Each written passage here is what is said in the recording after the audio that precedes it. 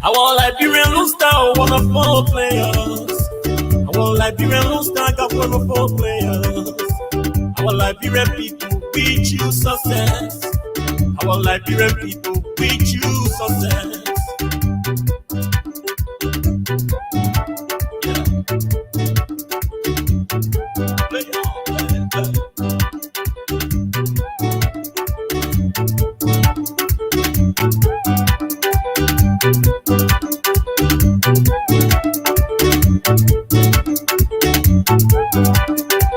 Our Liberian people, we choose success. Our Liberian people, we choose success. Wherever you play, wherever you go, the Liberian people, we choose victory, victory, victory.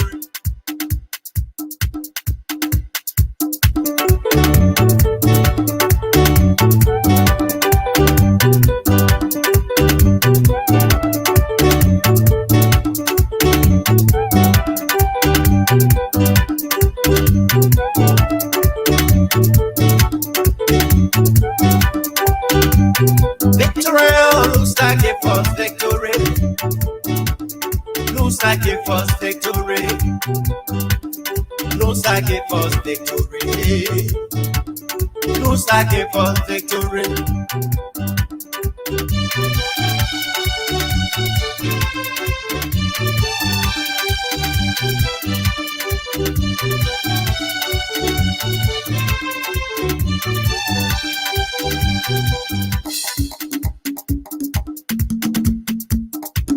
Cayenne pepper, cayenne pepper, cayenne pepper, cayenne pepper, cayenne pepper, cayenne pepper, cayenne pepper, cayenne pepper.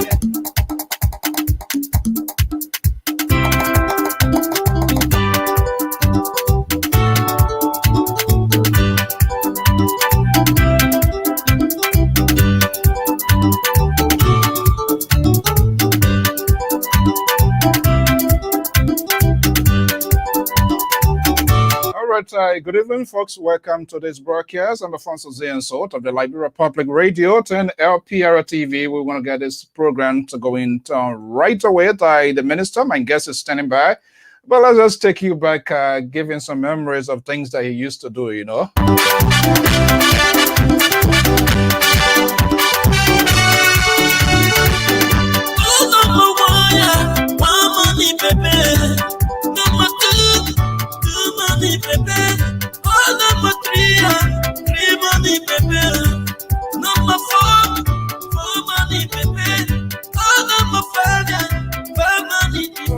That was those days there. There's a somewhat kind of those sports complex there that you used to see. I'm not a barrel guy. My Invisible 11 time, my oldest brother, the later he standard, so he was a diehard registered Mother person. And I told me it's Invincible 11. Those days when games are played, and there's a divided house. I mean, just for that game. After that, we're back together. Like a Baromoni champion.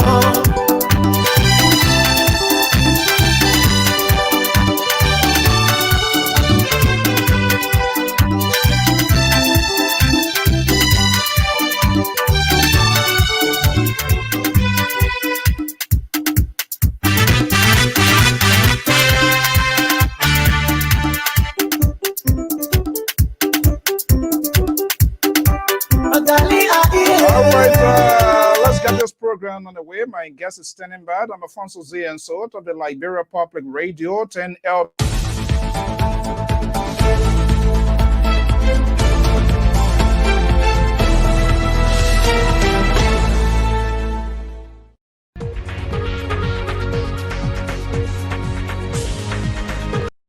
Good evening, my beautiful people. Welcome. Let me just bring in my guest standing by here. That's the Honorable Minister, legendary former Mother Bureau. He also serves for the national team, the Lone Star. He's the first Minister of Sports under the CDC-led government. I'm talking about Minister D. Zilka Wozing. He's here this evening. We're going to have a conversation here. Honorable Minister, good evening and welcome. Hey, Alfonso, good evening. How are you today? Good. Okay. I decided to take you the somewhat kind of sports complex, you know, and I decided to take you there this evening to make sure that you also see because we're going to do the combinations of both.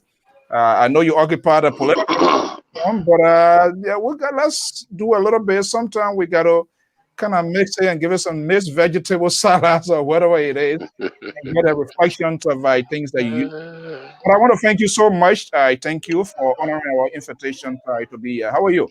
I'm fine by His grace. Okay. All right. Time is fast spent. I want to welcome and listeners right here to today's broadcast. Okay. Let's talk a little bit sports because that's one of the first thing I really my eye pick on you those days. I'm not a barrow guard. Let me admit here. And then when I see magical save between the goalposts. I'm like, what this guy doing? Why he can't allow this ball to go between at the back of the net? Okay, so let's talk a little bit here. The first division team. I know there are different types of divisions here. When you really started your active football, we're going to transition a little bit, but let's get people for the young people that don't know who is now Minister Zoka was and things that he did before. How you why Barrow, how you started this soccer journey? Well, thank you very much. I started playing sports at a very young age. I was multi-talented. I started playing basketball first, but while in school in Kakata, was in Kakata 1980, attending the St. Christopher Catholic High School. Then in 1981, I got recruited to Young Eagles of Firestone. They used to call the team the Giant Killers. And it was from Young Eagles I got recruited to Mighty. And that's how I came to stardom. And I will tell you, though, this to play for Mighty i.e., it was very challenging because there were numerous talents and the tradition of the teams. But I was one of those fortunate ones who got recruited to Barrow. At the time, Boy Cooper was the goalkeeper. Dinosaur. The great Dino, a guy that I consider my idol when it comes to the game of goalkeeping, game of soccer. And to my surprise, I remember it was on the Saturday afternoon in 85, I believe. I was approached by Washington Blay and the late coach Ben Namafio. And they told me that I was going to Barrow camp. In fact, Barrow was scheduled to play IE the next day on a Sunday. And I was shocked. However, it was my opportunity. I decided to go in camp, join Mighty Barrow. I went to that camp. They took me there that evening. And I remember it was in the Matadi estate, King Zito Davis. It was at his house where he lived at the time. And I just thought that I was going in camp to be a reserve goalkeeper to Boy Cooper. And to my utmost surprise, that Sunday afternoon, when the lineup was being called, I was called as a starting goalkeeper. Never practiced with Barrow, not a single day. You're kidding me. I ran straight to the bathroom, Alfonso. Excuse me, my stomach broke loose. I couldn't believe it. And I went there, and then I stayed for a little while. I came out, and there where I gained respect and admiration for the late Boy Cooper. May his soul rest in peace. Boy Cooper walked to me, and he saw that I was nervous. He walked to me and tapped me on the shoulder and hugged me. He said, "Peking, I see you nervous." He said, "But Barrow people trust you. Go there today and do your best. You're a good goalkeeper. That's why they brought you here. You get my blessing." That was a good support on his side. I'm telling you, man, and I will have a First game for Barrow against Invincible 11 at the Antoinette Tottenham Stadium. Or the ball hit stadium. Yeah, the ball here will beat IE 1-0 in that game. Are you kidding So me? there where my journey started. Oh, you're trying, minister. You're trying to get the whole conversation nice boy here. When I just in reality, even though there was some game I made, in soccer there are good days and bad days. You're right. There was some day that it was just unfortunate for us. IE had a better side of me, I must admit. But it's part of the game. Yeah, those days, I eat St. Joseph Warriors, Barman, and all of those things. They were the challenging first division thing. But Mr. Minister, how this whole Barrow thing came into you? Why you have IE? There are other teams. How Barrow scenario or Barrow thing factor in? Why Mary Barrow at the time? Well, Barrow came to me first, and they approached me. He said, "Look, back in the days, everybody that played for local clubs, the little club we used to call them, whether it's Bajenike, Fulani, Young Eagles, what have you, our greatest goal was to play for either IE or Barrow." Right. And that was it because those were the two top teams at the time in the country, and everybody wanted to play for IE or Barrow. And when Barrow approached me on that Saturday evening on the football field, I was not going to let that opportunity go. That was the first. When I come your way first, you better take it than the injured. You didn't see it. I don't know you. I could have done the same thing. Look, those days, the game of soccer, the momentum, the unification, the togetherness, and things like that. If we said today, you man the goalpost for Mariboro, the Lone Star play big international game. Can we ever imagine those days to ever come into light of today? Do you think? Well, I think it will be there are different times and different seasons. Especially the discipline that. And I think number one, back in the days, there were more talented players than we see today at all levels, even people that came before us. Today, and we were playing for the love of the game. It was not basically because we were getting money. Like for me, when I played for Barrow, I was getting $50 from Barrow every month. But my great US dollar. US dollar, wow. But yeah, we're plenty of money, but I mean, back in the days, it was not for that money.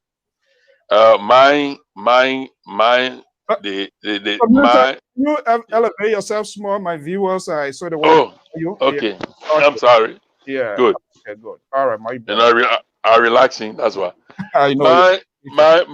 My greatest, what I really wanted when I joined Barrow was to continue to pay my school fees to go to school. So for me, it didn't matter at the time how much money I was making. I was not playing it because I wanted the money. I just wanted it was because of the love for the game. I had the talent. And so we could go out there irrespective of money we're getting to play and do the best we could. And we play with love. Whether that $50 came on time or not, that was not an issue. We're there to play. I remember there were many days I played for Barrow. I was sick. I was sick with malaria, no goalkeeper. Mambo Blambo could not be informed, Piu Bestman, and no other goalkeeper. Because when Barrow is about to play a game, they draw the lineup. So you know at a particular time, you are not the one playing, you are not going to play the game. So we go about our normal business. Only there are times I would get called. I can remember one day I was sick in bed. Barrow had a game at ATS and no goalkeeper. And Coach Ben sent for me. I was shivering with malaria.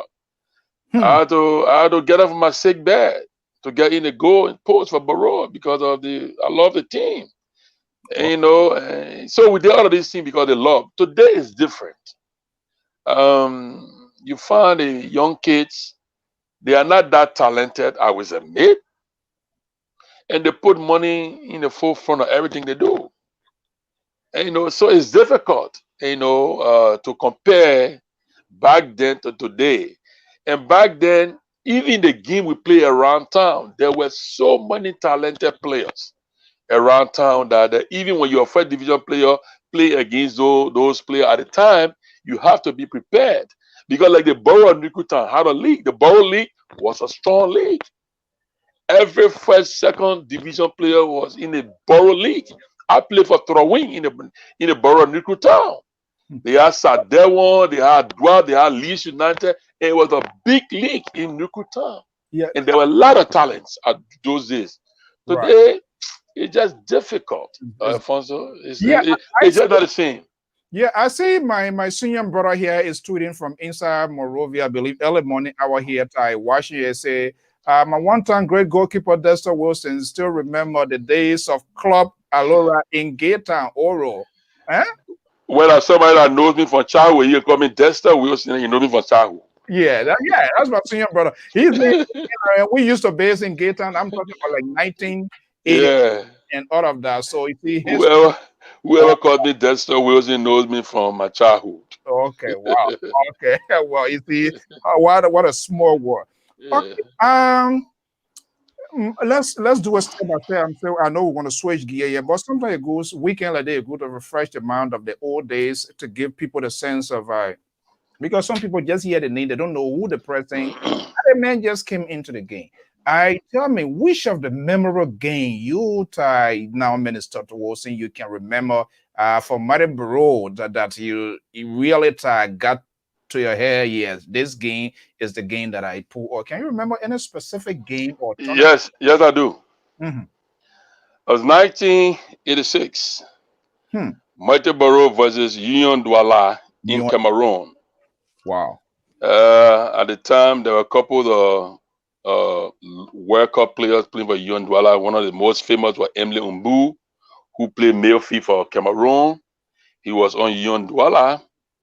And that was my first big international game outside Liberia. Wow. And we had defeated Union Douala 2-1 in Morovia.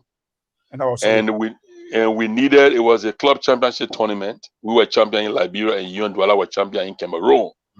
And we needed a draw or a win to qualify.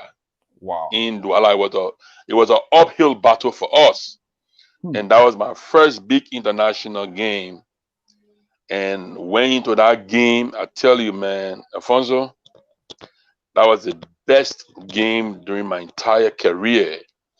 In fact, after the game, I was regarded by the biggest newspaper in Douala. At the time, Thomas Nkono of Cameroon, he was classified the world's best goalkeeper. I mean, Africa's best goalkeeper. And after that game, the newspapers classified me as a goalkeeper, first-class goalkeeper in France de Logale, the grand class. Second, in fact, they refer to as second Nkono of Africa. Because that game was like Zioga Wilson versus Union Douala.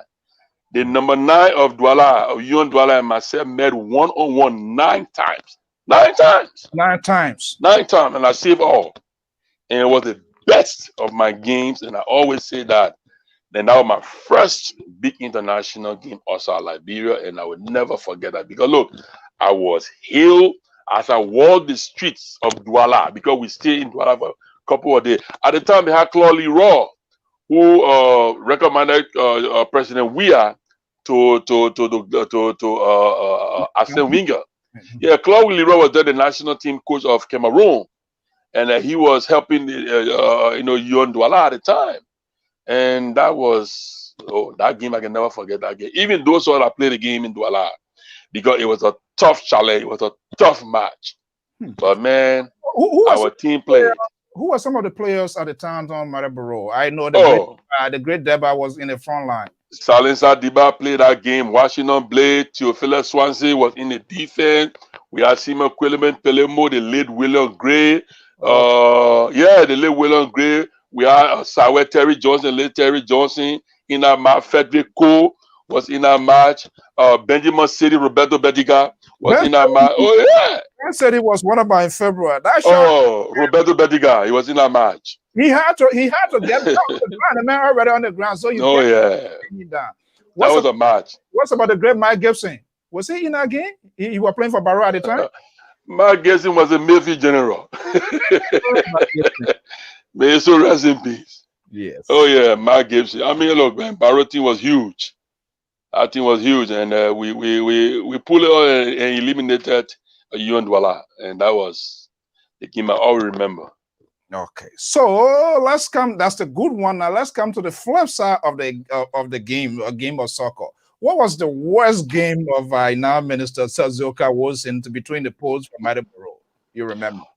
Oh yeah, it was the hardware tournament. I remember after I joined Barrow, the first hardware tournament, I was in the post, and it was just bad time for me. We played IE 2 games in a row, and IE beat us 3-1 both of the game, and it was just bad. I think I was and then the ATS. ATS, yeah. Yeah, ATS, IE people decided to make a song and started to call me Yoga wasn't draw buckets. I said, what? Really? I said, but the bucket, I will pass it one day. And when I pass that bucket, there was a problem with me. Wow. And indeed, I passed the bucket, but that was bad for me in the tournament. Was 3-1. 3-1, I defeated us, and it was sad, because I performed poorly, I must admit. Wow. I performed poorly, but after that, I bounced back. Yeah. But there was another bad moment, but that was noticeable in that tournament. Yeah. Okay, that's good. Okay. Now, you went through all of the prerequisites, and it's no strange. So how you are a Barrow guy. Now the president, Dr. Weah, he was an invincible 11 guy here. Where this whole connection came from? Is it from the national soccer squad? Or what? We connected from Telecom. From Telecom. Mm-hmm. Yeah, the president, I worked for Telecom. Oh. At the time, he was a switchboard technician, and I was a security guy at Telecom when we were playing ball. And there where our friendship began. Then it transcended into IE and Barrow rivalry. Mm-hmm. But despite the fact we're rivals, but we're good friends. Wow. And then on the national team, again, we connected, we continued our friendship. And then after I became assistant minister, I retired from the game now in 1995. I was assistant minister of youth and sports for administration. Right. And our friendship continued. It was during our administration that we, even with Edwin Snow, the LFA president, we made him the technical director. So our friendship go by far at that time. Even when he used to come from professional football and Telecom is playing, couple regionally, he joined, we still play. And yeah, we were good buddies. He was a good switchboard technician. I know he can still pair the wires to connect telephones. And I was a security guy. We're both playing for Bayi and Barrow at the time, but we're doing our little things. So we became good friends. And we remain as such. Yeah, the great now president, the great Joji. When IE and Barrow played in those days, my senior brother that Tommy Salt, he's a strong diehard IE guy, so I was never left behind when IE and Barrow going. May his soul rest in peace. And other brother Stanley, he was a born Barrow man. When Barrow and IE playing there, there's a divided house, and we used to be so afraid because when Barrow wins a game, no sleep in the town. We would say, oh, these people want to win game today. Our flowers will all go. Now President Weah, he was a skipper for IE. Every time we see him scared warming up, the stadium goes wild and all of that. Do you remember how many goals the guy buzzed while you were in the pool? You remember how many goals he scored? On me? Yeah. No, man, I don't remember. But I don't think it was that much. He did score. I would not deny the fact that he did put some ball behind the net, beat me at time. Yeah, a lot of time. But I can't remember how many goals he scored. But he did score some goals, some pretty decent one. Yeah. I remember one where I don't know, we were playing IE and my defender Washington Blade and Solomon Joe, they ran into him, move badly, and he sandwiched both of them. And as I was making my move to do my crawl falling, he left me on the ground there, man. And you the guy got a long leg, but he jumped his legs and then he over the he ball. left me. He left me hanging, man. Yeah, that was good. That was good. Then I used those days, people like Manju, Saros Badio is ain't quick is behind the net. Then Oh yeah, you know. And Missing was a funny guy. He was yeah, net holder. said it net holy. And like most spectators are so impatient, and so when you're doing the good, forget it. Little mistake, they will cost all day. You Trust me. you can't go through that mean gate because you. So many times we went through that.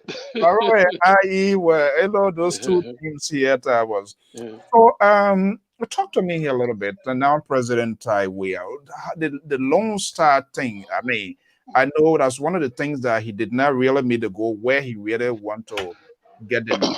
You went through all of the stuff now you are the Minister of Youth and Sports. It's a challenging to do what you are doing now, comparing those days, and like I said, the discipline was one of the key factors.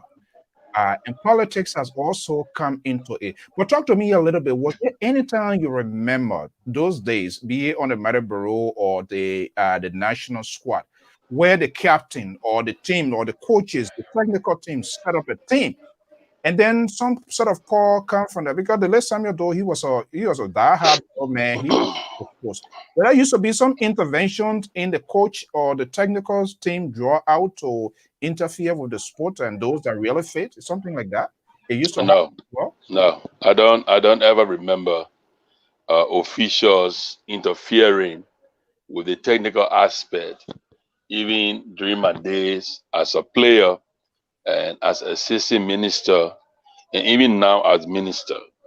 We don't interfere. I don't remember any time people interfere. What I can tell you for a fact, especially for those of us who play the game, and at the same time we are administrators, we can provide our candid little opinion to the coach when the team is playing. I remember we're playing, I think it was Zaire, and then where I was sitting on the stadium with the president, and then he drew a sketch. He says, "Yoga, Kojo need to bring Terrence up front.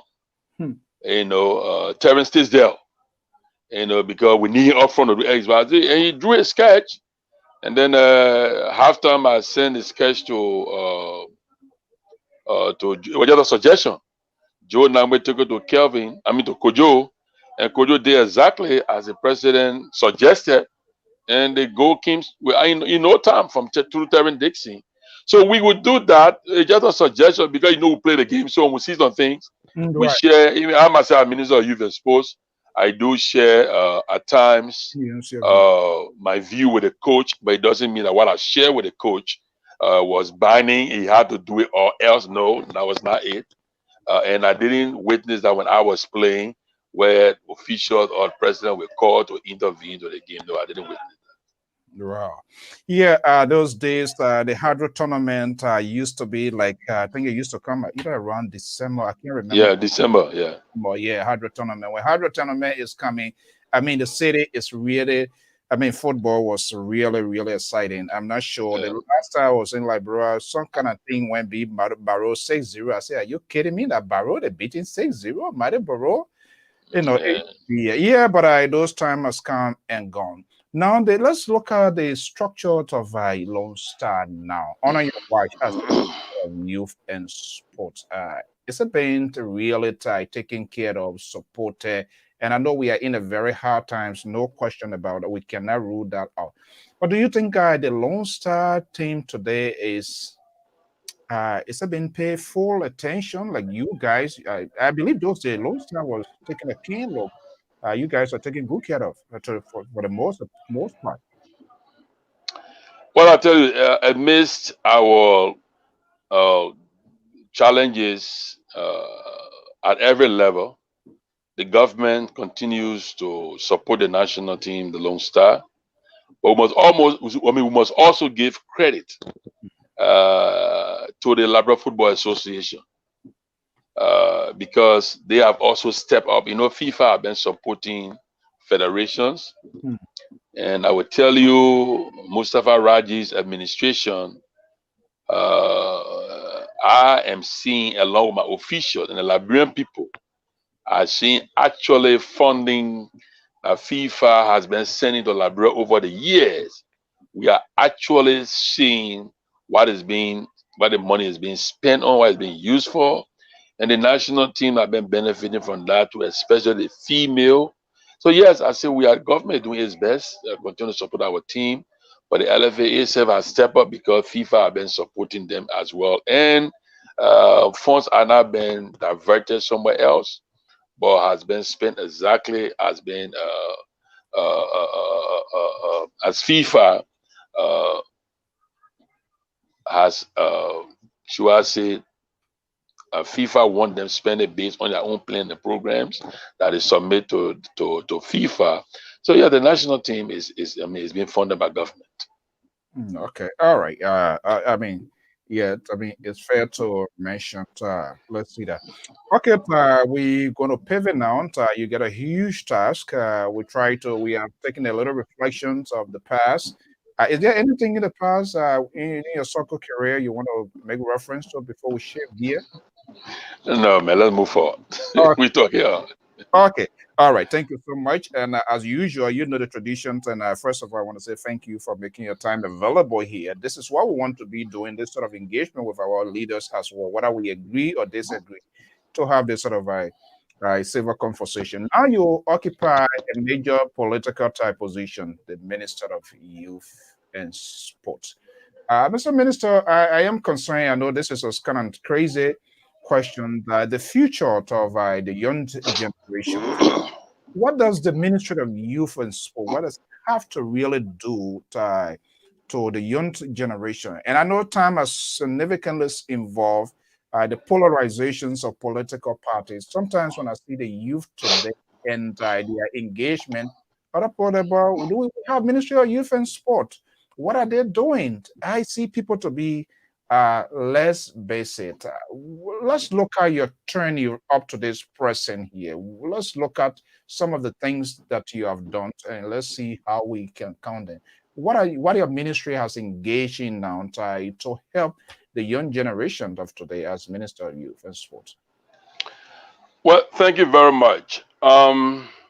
Your question is a good question because Liberia has a youthful population, and we have a responsibility as a government and people to ensure that our young people are empowered, be it through capacity building, through empowerment, through employment, because it will pose to Liberia a security risk if we fail as a government and people to empower our young people. And that is why the Ministry of Youth and Sports has been focused specifically on empowerment of our young folks, the president's own vision through the proper agenda for prosperity and development is a clear demonstration of the desire of the president and the government to ensure that young people are empowered. So let me run you through a program. And let me also thank our development partners because they have been very much, they are the drivers behind most of the youth development and empowerment program that we are undertaking today. But let me first of all start with what we call the at-risk youth. Many people call them Zogos, but we don't call them Zogos from the government perspective and the Ministry of Youth and Sports, because we think the name Zogo is stigmatizing. So we call them at-risk youth. Many a time people ask our young people in the street, what is the government doing about the young people? What are the plans? And every time I engage the young people those in the street, they tell me the same thing, they ask me the same question, and we have been explaining to them. So today, for the benefit of your listening your listeners, let me tell you government plan and what we are doing currently when it comes to the at-risk youth. Because we all see them every day in the street, and everybody come around. I want to do this for them. I want to do that for them. But look, what I want to say is that the issue of our at-risk youth should not be political. It should be a national concern to each and every one of us. No matter what side of the political divide you find yourself, we have a responsibility as a people.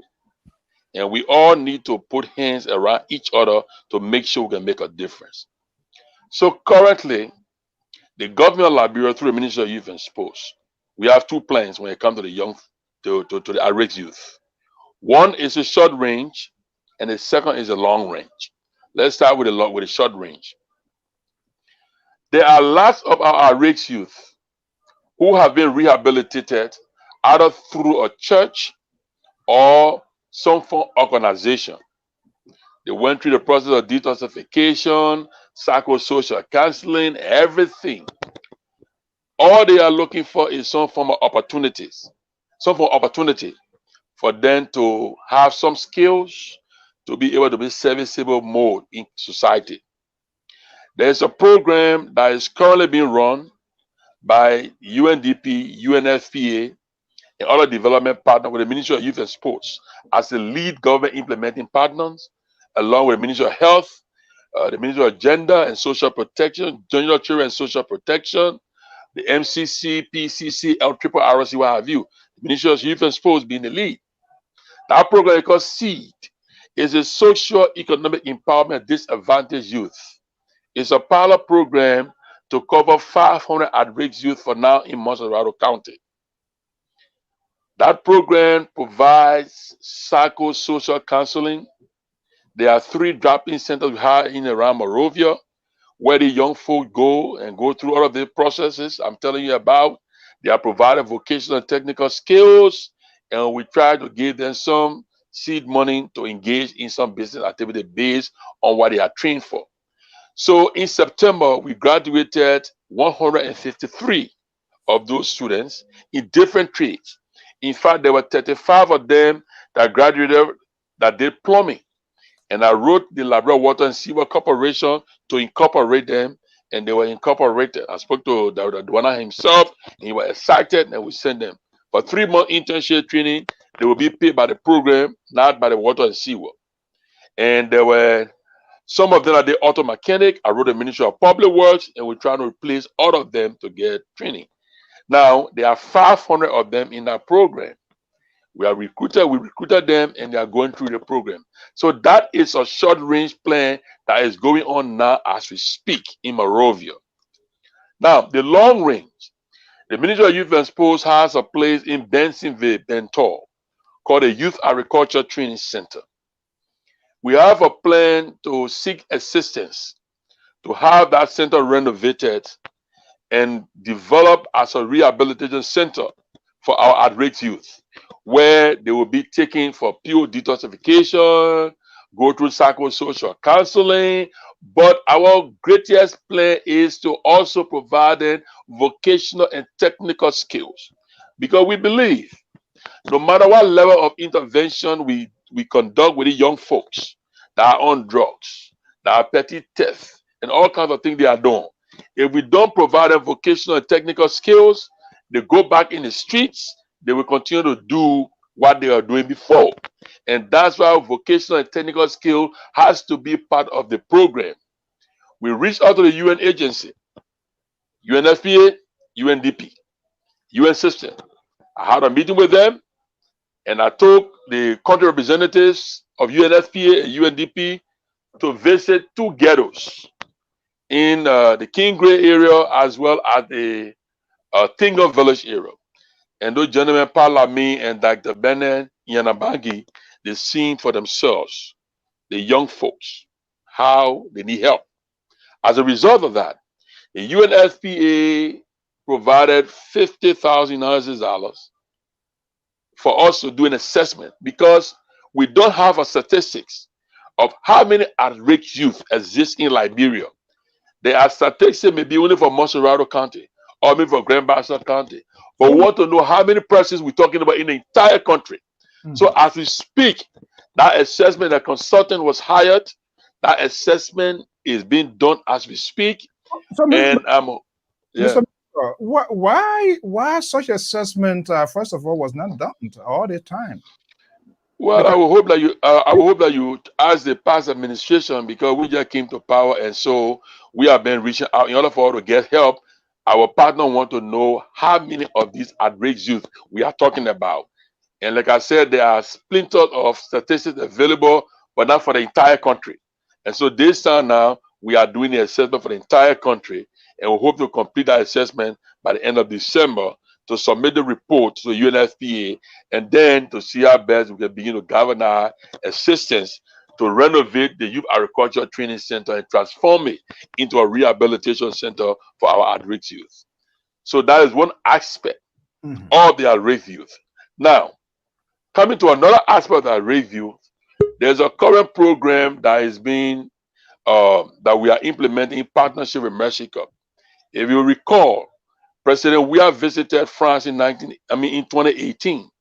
He met with his friend and brother, President Macron, and that visitation has been yielding the fruits in Liberia.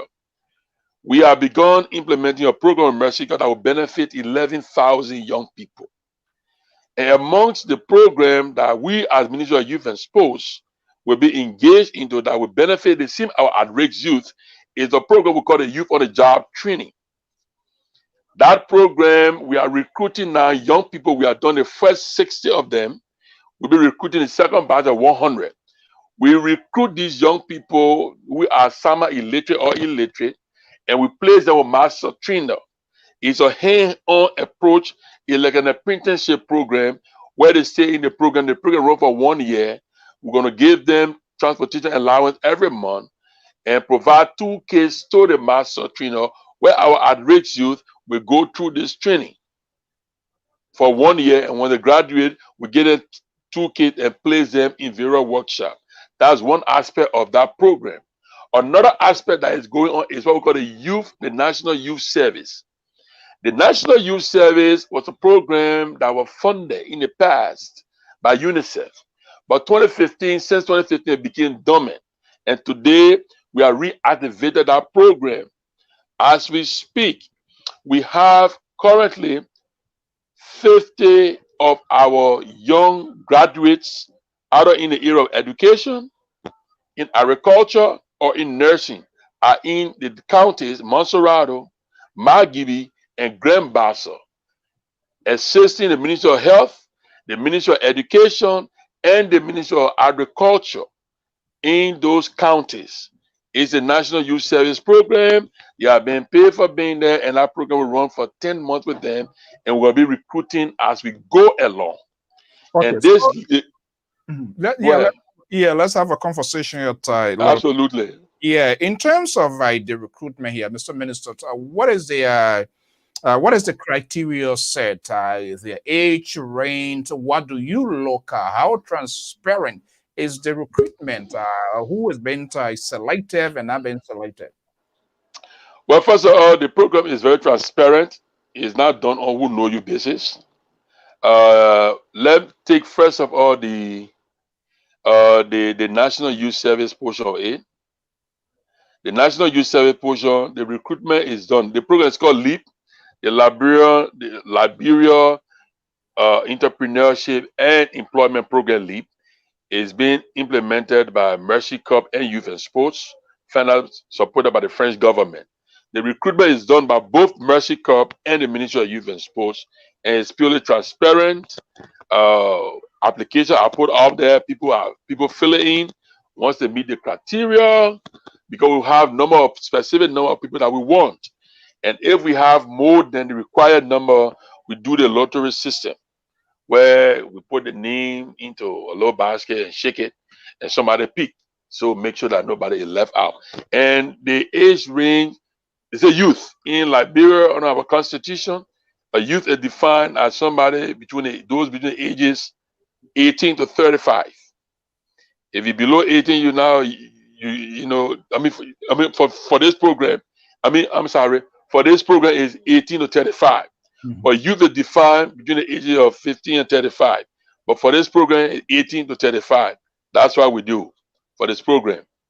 Okay. Now, that's how we do it. And the same is true for all of the programs that we initiate. It's very fair.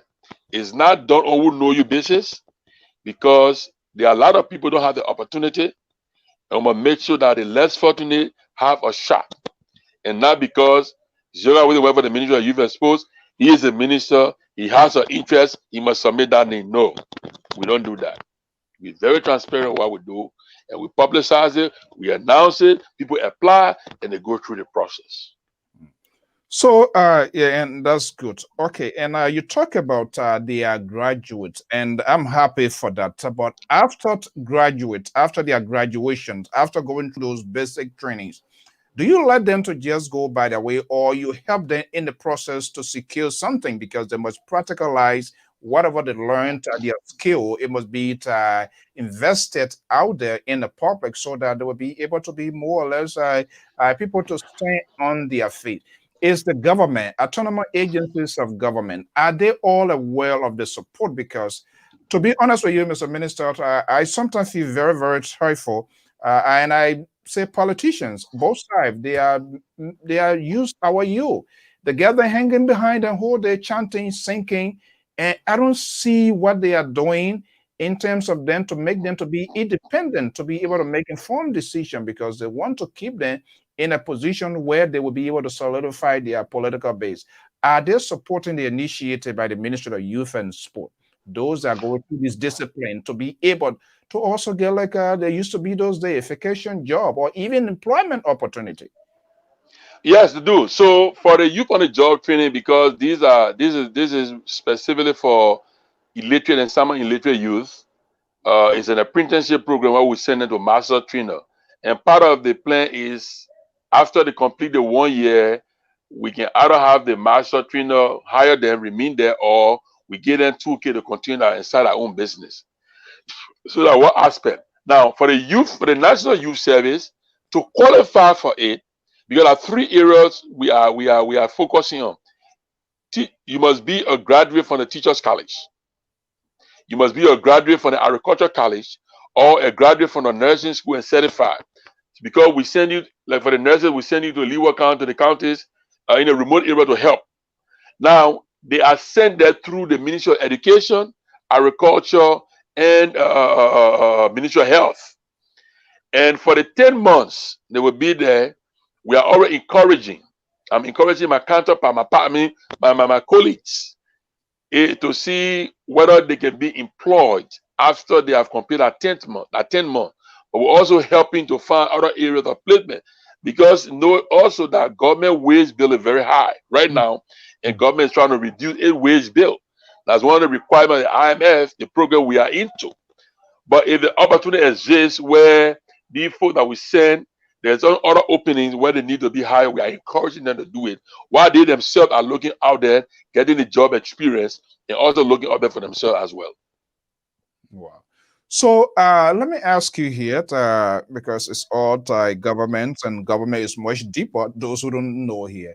What is the level of support on the part of the legislative branch of government, the any piece of legislation, to also make sure to make it like a compelling situation, because it won't profit the government of Liberia, or the international community, those that are providing these sort of sponsorship, after these people, all their disciplines, and they cannot be incorporated and they cannot be self-sustained, in terms of the legislative branch of government to also coordinate with the ministries and agency to make sure a kind of compelling situation. Hey, these people are going through their discipline. They must be incorporated to ensure that various institutions also give these folks the opportunity.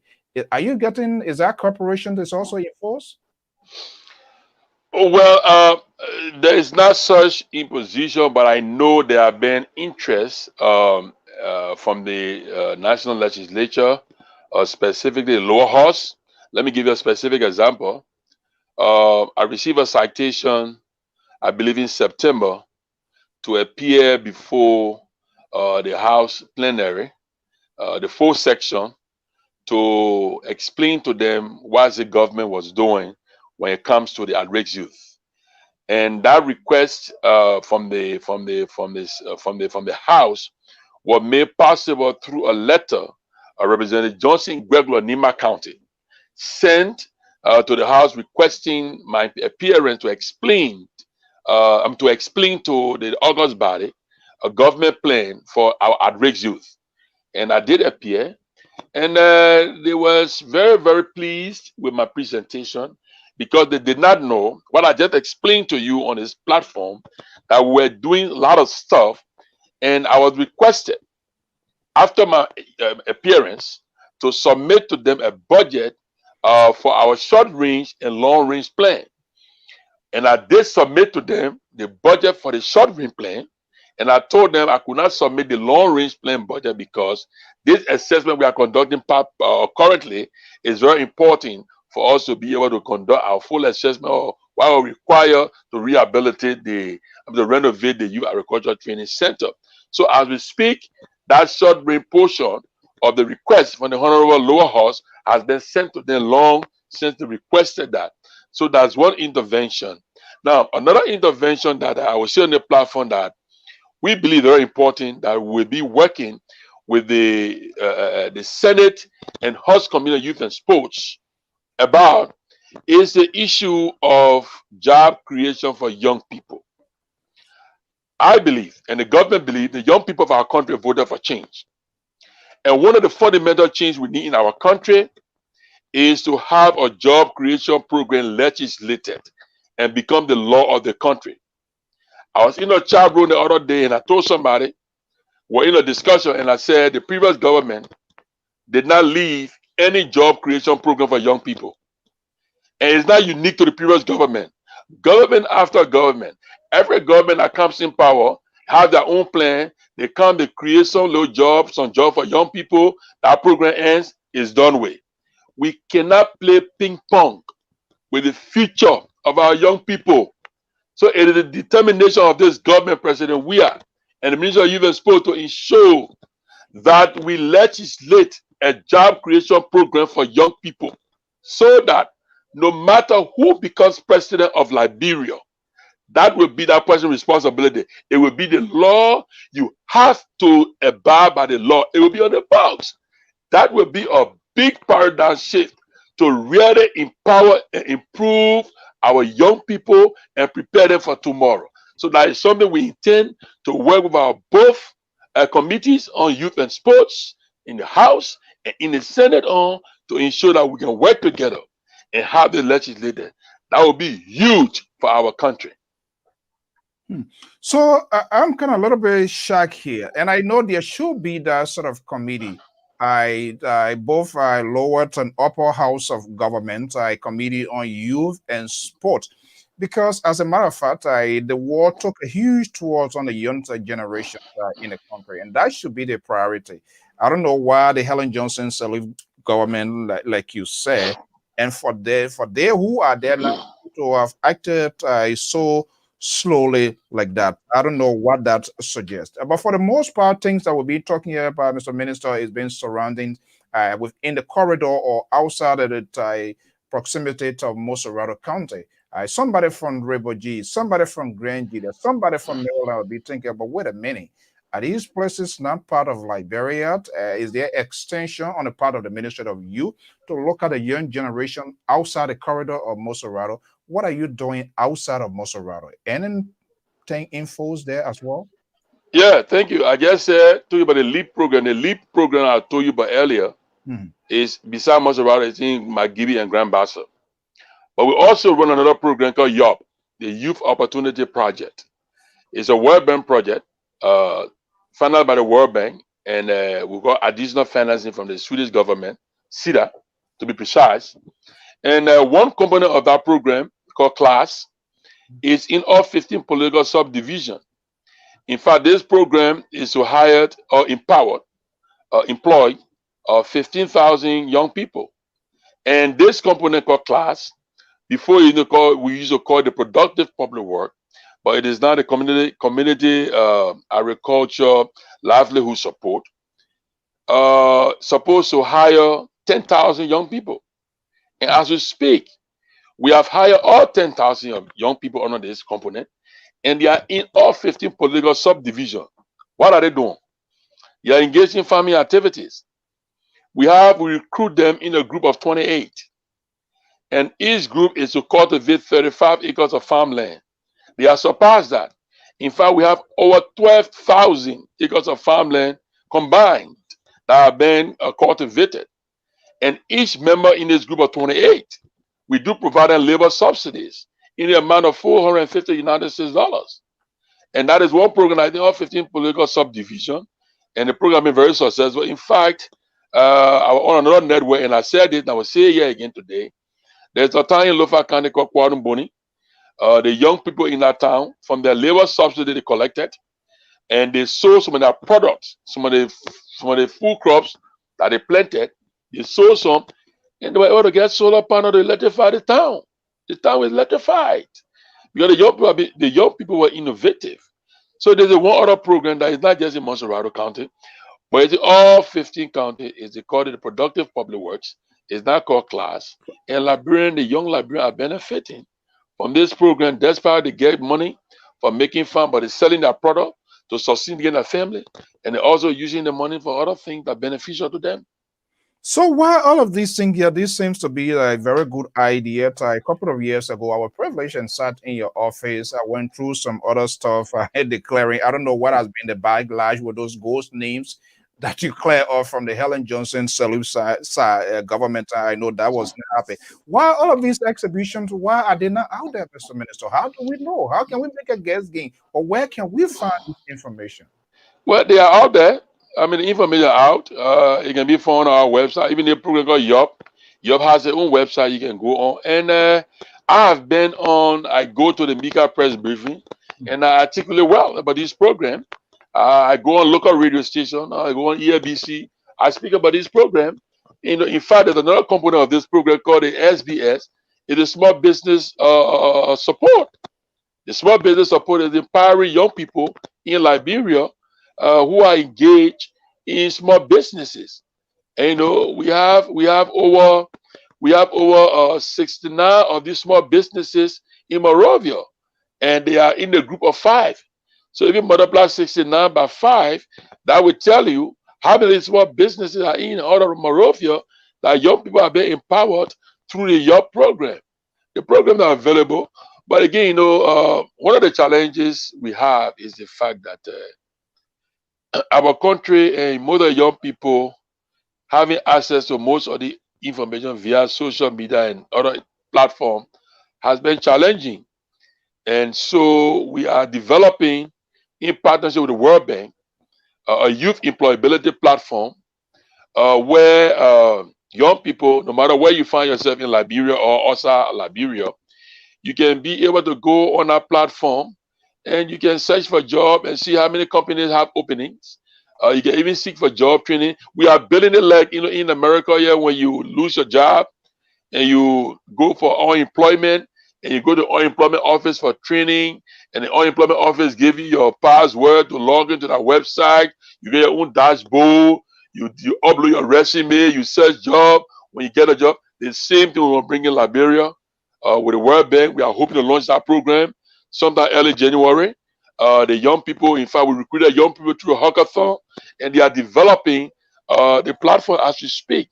So these are all mechanisms we're trying to put in place to be able to disseminate information adequately to the young people of our country, that you can stay any part of Liberia, outside Liberia, in fact, in the diaspora, and you can log on to that platform, and you can search information. If you are looking for a job, you want to come back to Liberia, you're looking for a job, you're in Liberia, you're looking for a job, you will see companies who have availability, what the skill step they're looking for, availability of training, all of that. We are developing that employability platform as we speak. We are going through the test phase of it. Okay, we'll soon be opening the lines here. As you know, I always like to get our online notes here. And folks are going to be opening the lines soon here. But all we want when we bring guests here, you can have your political differences, but we have our own values, core ethics on this network. Respect is paramount because we want to always have access to our leaders so that they will also give account to what they are doing. And part of that is to always have that civil type conversation like we are doing right now. Before we do that, what is the workforce of the Ministry of Youth and Sports right now on your watch in terms of staffing? 605. 6 what? 600? 605. Yeah. 605. That includes people that you get outside of Mosorado. Yeah. Wow, 605. What's your budget? Is that important to know? The ministry? Yeah. Well, but our budget not secret. Prior to COVID, it was 2.8. And then the recast it came to 2.4. But prior to that, we were about 3.2 million in the budget year 2018, 2019. But then it came down this year twice because of the COVID. Budget is formulated based on revenue. Right. And we had to recast the budget, but we are working within our means. Okay. So since you are here, I don't like this sort of conspiracy theory and make a sort of second guess game. Is your ministry on your watch as the minister of youth and sport? What is the area right now? Any area is the salary of folks under the Ministry of Youth and Sport? Is it current as of we talking today? Yeah. In fact, I left Liberia on November 4th to come to the States on vacation. Prior to me leaving, I was just prior to me leaving, we have taken pay for October already. Okay. Prior to me leaving, we are taking pay for October. So I left on the 4th of November. Okay. And a week, in fact, the government started paying for October as of October 15th. So when we took pay at the end of October for October, and it is my understanding from my staff that our November pay is being processed as we speak. Both November and December are being processed. So government doesn't owe anybody at my ministry. We are up to date with our salary payment. In fact, the entire government has been up to date. COVID, every ministry have been taking. And the good thing about it is that we know for a fact because our payroll as minister is now on our ministry. So when my staff get paid, I get paid. When my staff don't get paid, I don't get paid. So my staff can tell me, say, "Oh, the minister didn't pay me here." And when I know I get paid, they know you have gotten your pay. So we know that that's how we are on top of it. So any staff tells me, say, "Oh, chief, I'm not getting my pay." I said, "No, I received my text. You gotta go to your bank." So no, we don't. We have no area. Yeah, I talked to other folks when I was there, and I don't usually to do people. I don't like to praise politicians or people, but when people do it too, must give them. There is a sort of program where the ministry work with people who are outside of Monrovia. I mean, with because now the ministry at the Samuel Kayando Sports Complex, people living far places, other people going to school. It's a challenge getting to work. There's some sort of accommodation. How cleverly you came to that sort of point to say, okay, you live Douala, coming down to Samuel Kayendo or any of these facilities is challenging, but you need to be here at this time, but you have to make up that time. How you came up with such sort of workable solution that it fit most of the people's schedule and not much talking? Because it's better to work with people considering what is unfolding than to, you have to be here 7 o'clock, you have to be here 8 o'clock. I think that's just been unrealistic. Yeah, we have to be practical and realistic of a situation. Transportation is a challenge. So for us, when we came there, me and my management team that I call my dream team, we believe that we could not stick to a specific time for people coming to work. We said you can come to work anywhere from 7 o'clock to 9 o'clock, 9:15 is the quarter point. And that worked for people because there are times people got to change vehicle to get to work. You gotta find a keke, you gotta find a motorbike, pempe, and it's challenging. You tell someone come to work 7 o'clock, and the person can come to work 7 o'clock, come to work 8 o'clock, and you want to dog them for that? No, we have to be realistic, and so that's why we did. And it's working for us. We don't have complaint for our staff. They're doing our best to work within the time frame, and for the most, it's working. You gotta be realistic. That's all.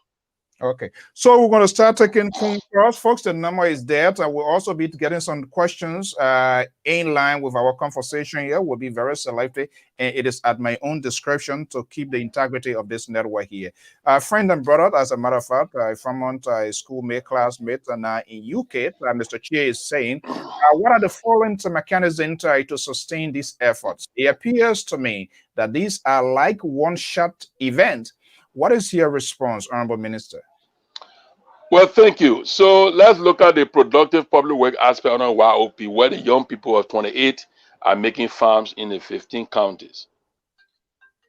Part of the plan is at the end of the program in next year, June, we'll continue to follow them. And that's why we have been building our capacity.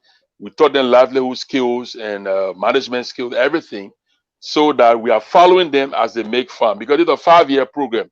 So we have been following that development for the last 5 years, 4 years. So after the program ends in June, we continue with them. And we believe we are at a pace with them that we are confident that after the program ends, they will continue because they are seeing the benefit from what they are doing.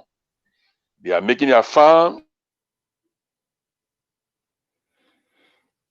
Just bear with us. I think the line is frozen from his end there.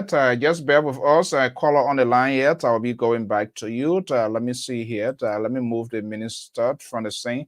I am Afonso Z, and so my special guest here today is the Minister of Youth and Sport, Republic of Liberia. Minister D. Zilkat Wilson is here as a special guest.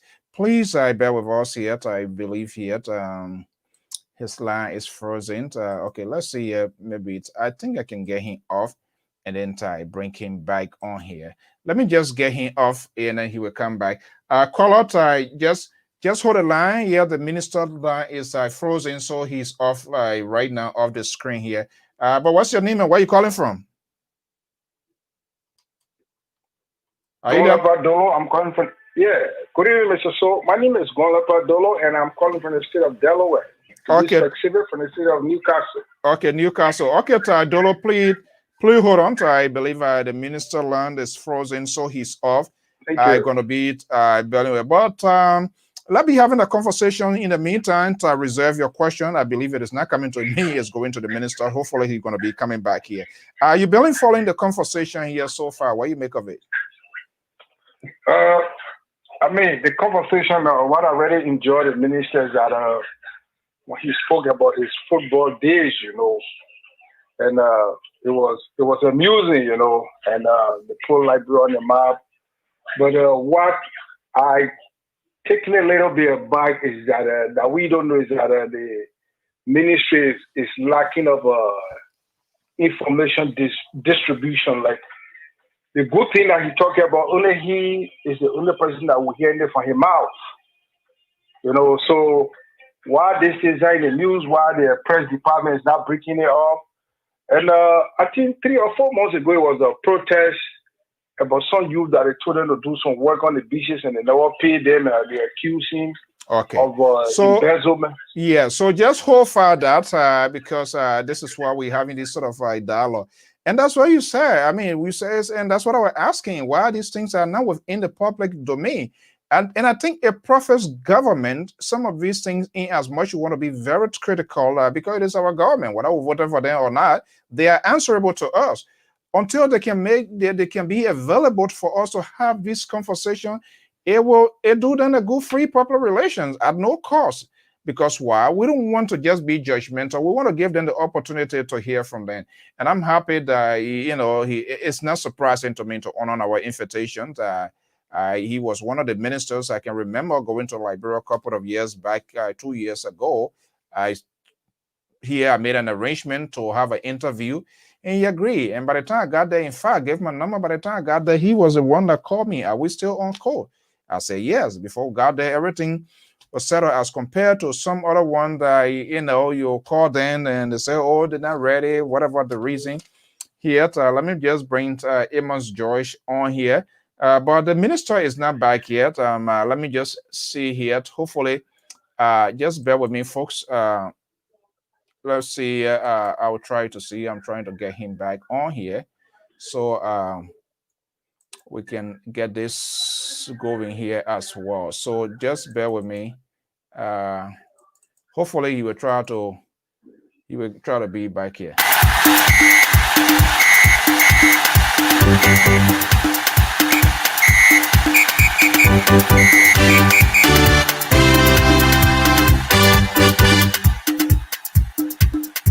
Our Liberian Rooster, wonderful players.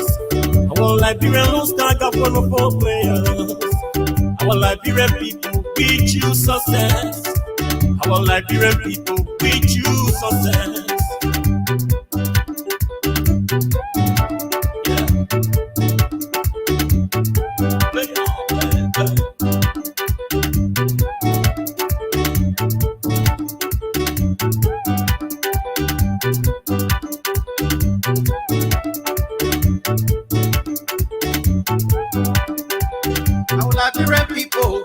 Success. Oh man, that's the this song those days. The someone kind of sports complex or the ball hit called Antonin Tutman Stadium right there at United Nations Drive. Those days of soccer.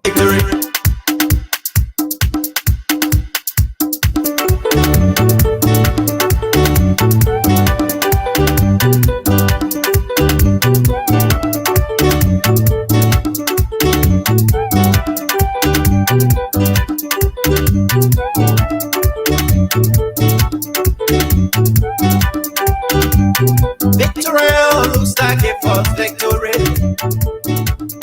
Looks like a first victory. Looks like a first victory. Let me just go back to my folks here. Let's keep the conversation rolling here, gentlemen. Dolot and Pa George. Here, Pa George. Let me reach it. Are you guys there, gentlemen? Yeah, I'm hearing you. Yeah, we are here. Yeah. Okay. Yeah. Well, the minister, I hope he's not finding it difficult. It shouldn't be a problem to come on here. Hey, comrade, good evening out there. Uncle Ben as well. Good evening. The minister is disconnected. Hopefully, he's not finding it difficult. It shouldn't be the problem there. Yeah. Pa George, I saw you tweeting. Mm-hmm. Mm-hmm. Yeah. What the minister explaining, if it is true, that's fine. But there's the question you are trying to ask him to sustain that program. So we were victim of similar program in the late 80s. When the NBDC on Barabia was built first, we went to that institution, different trade for 3 years. We left our deployment, the center of the water and sewer, 6 months with the internship. Just what he explained.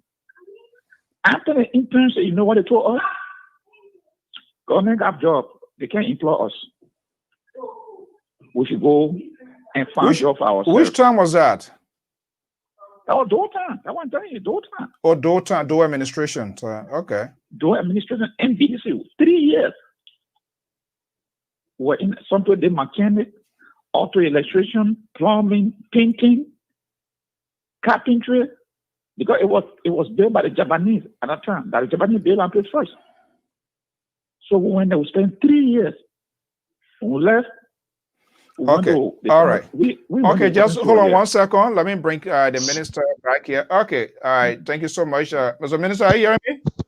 Yeah, man. I'm sorry. We had a network difficulty from my end. Oh, yeah, that's all right. It was a miracle too. We can be here.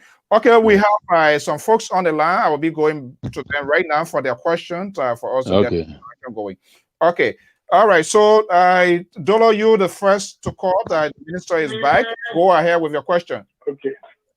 Hello, Mr. Minister. How you doing? Yeah, hearing you. Go ahead. Okay. Thank you for all the brilliant work you're doing in Liberia. And I enjoyed when you were speaking about your past interaction when you were coming up for Mighty Barrow and your game in Cameroon. That was cool, you know. And we are very proud of you. And keep up the good work. I need to be a man with a smiling face every day in the choir, brother in the community in New Jersey. But I have a question for you. My question is, Nima Kande play against Grand Crew final. And the game ended in a way that spectator did not like.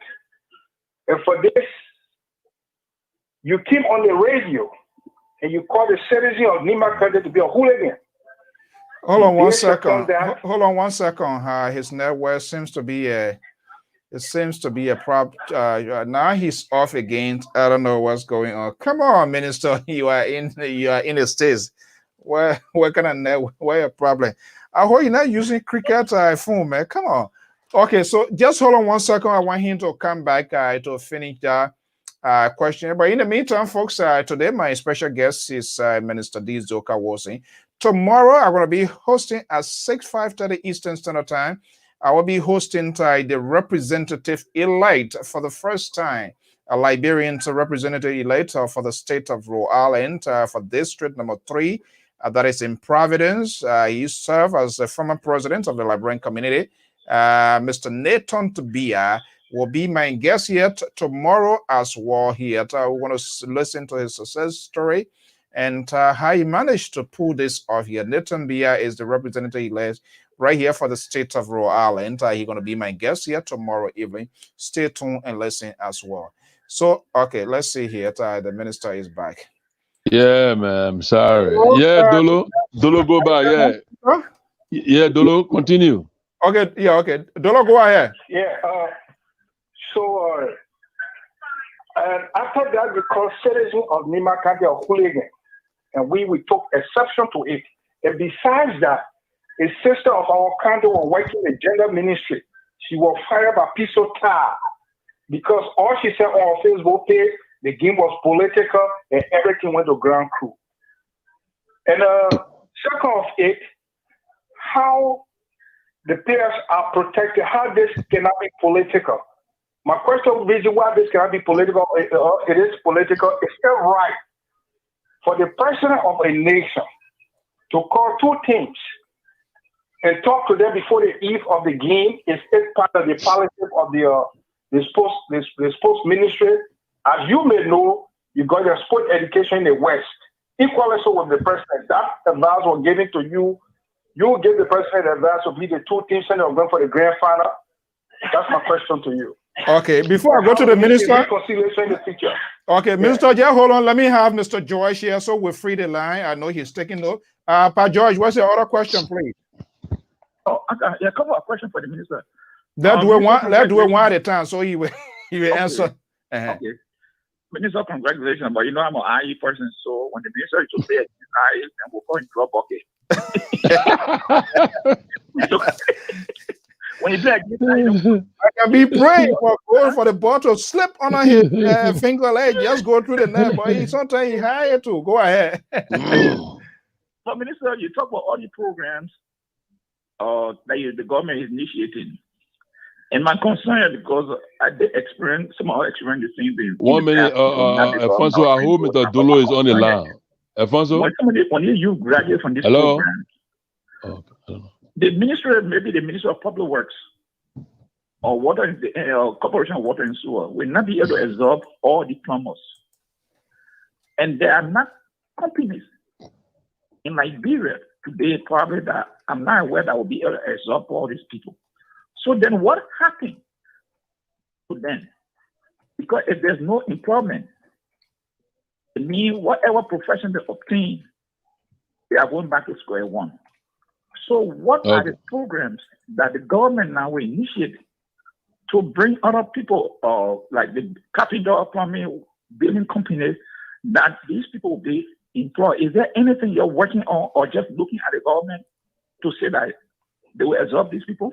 Okay, let me go back to him. You guys can be there just in case he had any call. Okay, Mr. Minister, are you there? Yeah, I'm here. You can hear me? Yeah, loud and clear. All right, Mr. Dolo's here on the line. Yeah, he's listening as well. Mr. Dolo. Yeah, he hearing you. All right, I know I'm asking who we can make him live. I want to answer my question live. I want to ask him something in response to his question. Okay, then I'll have to be switching the audio here. Dolo, are you there? Really? Are you the minister? I'm here. Yeah, okay. Yeah. Mr. Dolo, my question to you is, did you read my press release regarding the alleged calling Nima County citizen hooligan. Did you read the press release yourself, or you heard from they say?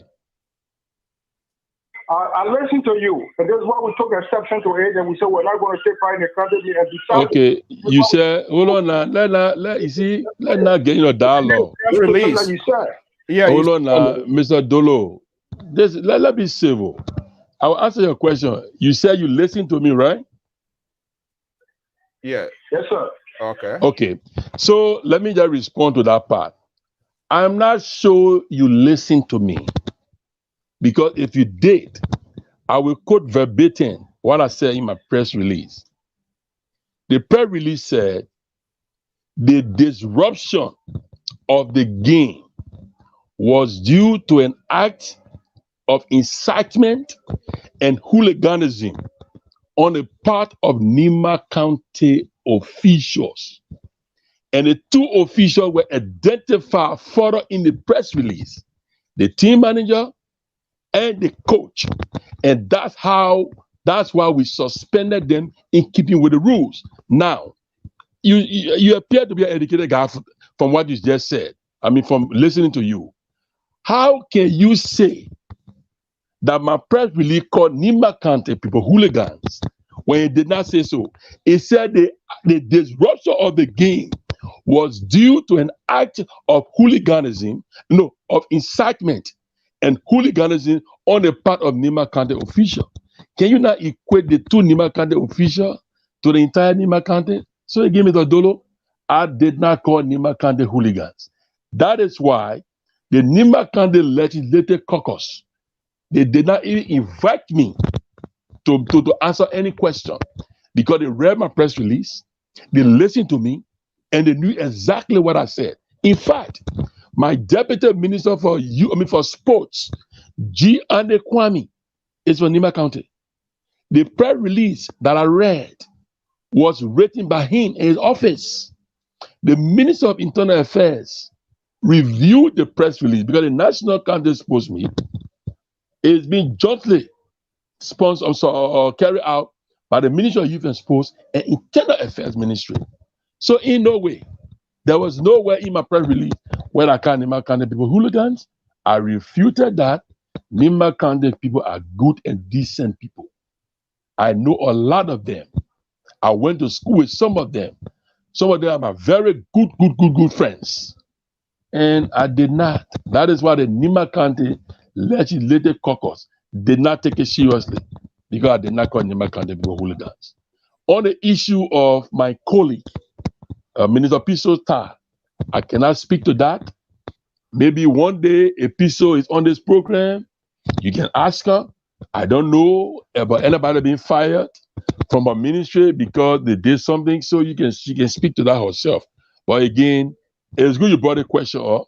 I did not call Nima County hooligans. My press was very clear, and I'm convinced you did not listen to me, neither did you read it. You were just told, and so you follow through on that. Because if I had called Nima County hooligans, trust me, the Nima County Legislative Caucus would have summoned me immediately. Now, let me go to the second question about my other brother, about what we are doing about the young people. What I've said and continue to say to the young people in our country is that government cannot hire everybody. So I've been encouraging the young children who are doing the vocational and technical education to also think about forming themselves into a business entity or cooperative. Like you said, those are their plumbing or those are their carpentry. 4 or 5 of you can form your own little business. Maybe within your community. Look in your community. Maybe there's no carpentry shop in your community and people need handiwork to be done. And organize yourself. So because government cannot hire everybody.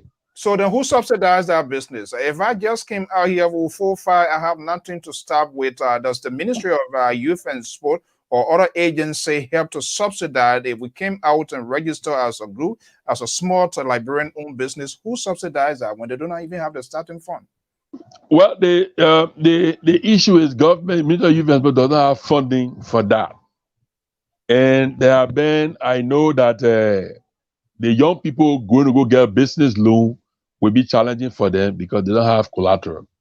I understand it's a challenge, but we believe if they start the process on their own and they engage the Ministry of Youth and Sports, we can try to see what to do, work with other partners and friends to provide them some funding. But from the ministry perspective, we do not have funding for that now, and I can't tell you to have funding for it. Yeah. So, Mr. Minister, when you say start on their own, in what context, in which way? How does one, when he doesn't even have anything to know where to begin? So, where is the starting point? So the starting point is to first of all register your business. Okay. It doesn't cost much to register your business. That's the starting point. Because look, I believe if 5 young people get together and register a small business entity, say they did plumbing, and they have a registration, and they need help getting some plumbing tools, and they write some of us and other friends, other government officials, say, look, I'm a young man, or we are a young group of people, we graduated from this school, we know government can hire other us, but we're trying to form our little business, we register it, but we need help getting X number of tool. You list your tool. If I can give you all your tool, I can buy you one, you have that. We can do that. Okay. You know, we can all do that. I'm sure we can do it. A lot of people in government will do that. Even the private citizen, individual will help. Okay. That's a good starting point. But government cannot hire all of them. All right. Let me go back to the point. And Dolo is still there. I have another caller here. Before I come to the person. I just want to get my party comment. That's all, please. Yeah. No, hold on for before you give your parting statement here. We want to get this close here. Dolo, do you know the person that you say? I know I heard that information, but usually I don't get by all of the information on the Facebook. First of all, thank you for the question, Mr. So. But I will make the minister tape available to you. If that is posted on the website, I will show it to you. Yeah, okay, Speaking no. in regards to the legislature, I think I have that tape. I give my parting statement. Yeah, no, wait, before you give a parting statement, I want to know too, who is this individual that was dismissed? Is there present with the Ministry of Youth and Sport? Her name is Tita Bole. Tita Bole worked with the gender ministry. And the gender minister, all of them from Eastern. So when she put it on Facebook, said they give a political side, urging a political side, that very day she got dismissed. And we the citizens, we have to rally money to get her together. Oh, so I can see proof of that we did, and we even decided to go into a district league as well. Okay, so you say, the person works for gender ministry and they were dismissed. I thought that gender ministry, yeah. Oh, okay, all right. Then we will try to follow up. I thought that it was on the Ministry of Youth and Sport. That's what I was saying. Okay, so Alfonso, here is my recommendation to you. Okay. I think we always got our education in the West one way or the other. We haven't seen any part of the world where when two rivals are meeting, the president will call them to the White House to talk to them or where they call. I think that is an ugly ethic. Next time in the future, let the president, let everybody be neutralized and who wins and win, because if the president comes through there, it intimidates the opposing fighter, and knowing the geographical location of the head and all those things, it intimidates the players and other things. And we'll just say, I hope. All right. We got an education from this. Thank you. Okay. Thank you so much, Dolo. Let me go to this moment and I'll go back to the minister. Minister, let me just call out, then you will respond, please. Okay. All right. Good. 503 number 9777. Are you there, caller? What's your name and where are you calling from? This is Mikey Manuel calling from Atlanta, Georgia. Okay, go ahead with your question. Yeah, hearing you loud and clear. Go ahead with your question. Yeah, thank you for the time, Mr. So, and Honorable Minister, thank you for coming over. I just got a few questions to ask you, sir.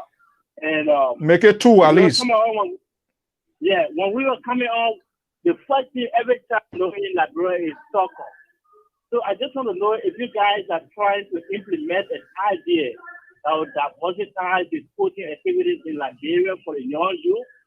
What I'm saying here is that, for example, like in the summer, you got these NBA players going to Kenya, all the other places. Are you guys connected to those people? Because those guys present in those zero countries that we go to, it's an improvement on the youth. When some of those youth can be, or higher, and you see some foreigners NBA sport and do other sports. Yeah. So are you guys thinking about that diversity? Okay. Are you guys doing anything about it? The second question. Okay. I think I will just have this. I think for the time because I'm a little bit busy at work. Okay. Let me go to the minister to respond. Okay, minister, are you there? Yeah, I'm here. Yeah. Okay, go ahead. So let me respond to this second question real quick. Well, we are now in touch with the NBA players who go to the various countries. We hope that some of you in the diaspora who may have contact can help us in that effort. It will be a great thing to do as a Liberian who want to see things change. But we don't only have soccer going on in Liberia. We have basketball, we have track and field. In fact, we commission cricket. Cricket is an association that is been playing. It's a sport now that has been playing in Liberia. You have an association, and we have kickball. We have our track and field and athletics going on, and what have you. Now, let me get back to Mr. Dolo. It appears to me that Mr. Dolo, I don't know how old he is, but if you have followed the late Samuel Kanyando when he was president of Liberia, then he will understand that what President Weah is doing is something that Doe started. The president of Liberia is the chief patron of sports. Yes, the president from a county, but he's the chief patron of sports. And when it comes to the game, he treats every county fairly. And let me state for the record, the president did not invite Grand Crew for a lunch. Somehow Grand Crew was at the president's place and he was told. And well, they were already there and he decided to entertain them. And then he said, well, there are two teams going to the finals. If one team came here and I don't bring the other team, people will accuse me of being biased. And that's how Nima County was invited. They went up to the president plan. And when Nima County came, they met with the president. It was just a lunch to encourage them. The very thing that late Samuel Kanyando did with all who were playing.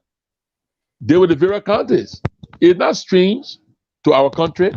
The president, the chief patron of sports. And in fact, Mr. Dolo is talking about, maybe I need to support your county more because as a result of that visit, Nima County complained to the president that their players were having different challenges financially. Okay? And they were assisted just to make sure that they calm down because the official told the president the player was trying to boycott the game because there were challenges. So the visit was a good visit. It paid off. So Alfonso, it is good that Dolo brought this up because this was a preconceived notion that most of the Nima County officials went on the field with. Because I can tell you for a fact that Representative Larry Yankwe was at that meeting with the president. And you know Larry Yankwe had no fear on CDC. He came to my office next day because he passed for the field, a vehicle pass. When he told me that in the Nima County chat room, he's under severe attack for accompanying the team to visit the president. They said, oh, they sold the game to the president. Nobody want to go see again the president. So the issue, what happened on the field, were preconceived, were premeditated, were pre-planned. That they will go on the field and if the game is not going good, that way they will do what they did. And I tell you, the penalty was a fair penalty. And I can tell you, as a former football player, I can tell you Nima County had a better side of Grand Crew. They visited the president, so the president can bribe them. Really? The chief patron of sports? No, this is wrong. He didn't do it. That's his job to encourage everybody, every sporting discipline, and he did exactly what a chief patron of sport does. Met with both teams individually, had lunch with them, get encouragement, and instill into them through sportsmanship. I was upset one of the game when the late Samuel Doe escorted Mari Barra. I said, why is this guy wearing my it was Barrow going against my team, IE. I was like, what this guy is doing? What is my countryman doing here today again? But let me go to the line here to see this other caller here from New York here, I believe. Oh, okay, yeah. 347 number 2213348. Are you there, caller? I'm here. Good evening, Mr. So, and good evening, studio guests. Yeah, go ahead quickly. What's your question? What's your name? Yeah, my question to the minister, I want to deviate on the topic. First of all, I want to get the minister, view. How do So you feel? How do you feel as a Liberian citizen? The trend our country is taking, insecurity, economic, and as a friend to the president, or friend and brother to the president, you advise the president on national issues? These are my questions. are you been following the conversation from the onset? I just joined the program. Yeah. So you came now. You try to turn my whole program the way you want it to go. Okay. I'm sorry for that. Okay. Okay. All right. Let me go to the man. Response from the honorable minister. Yeah. Guess what? And that's a very good question. That what are behind the Minister of Justice, especially when it comes to security. But saying easier, like you said, as a friend to the president, so it kind of put a little icing on the cake. Brother to the president. Friend and brother. There you go. The relationship is being tied in. Let me go to the minister. Let he put icing on the cake. Mr. Minister. Yes, sir. Yes, sir. The question there, guy, you heard him. Mm-hmm. Yeah. Well, let me say this much.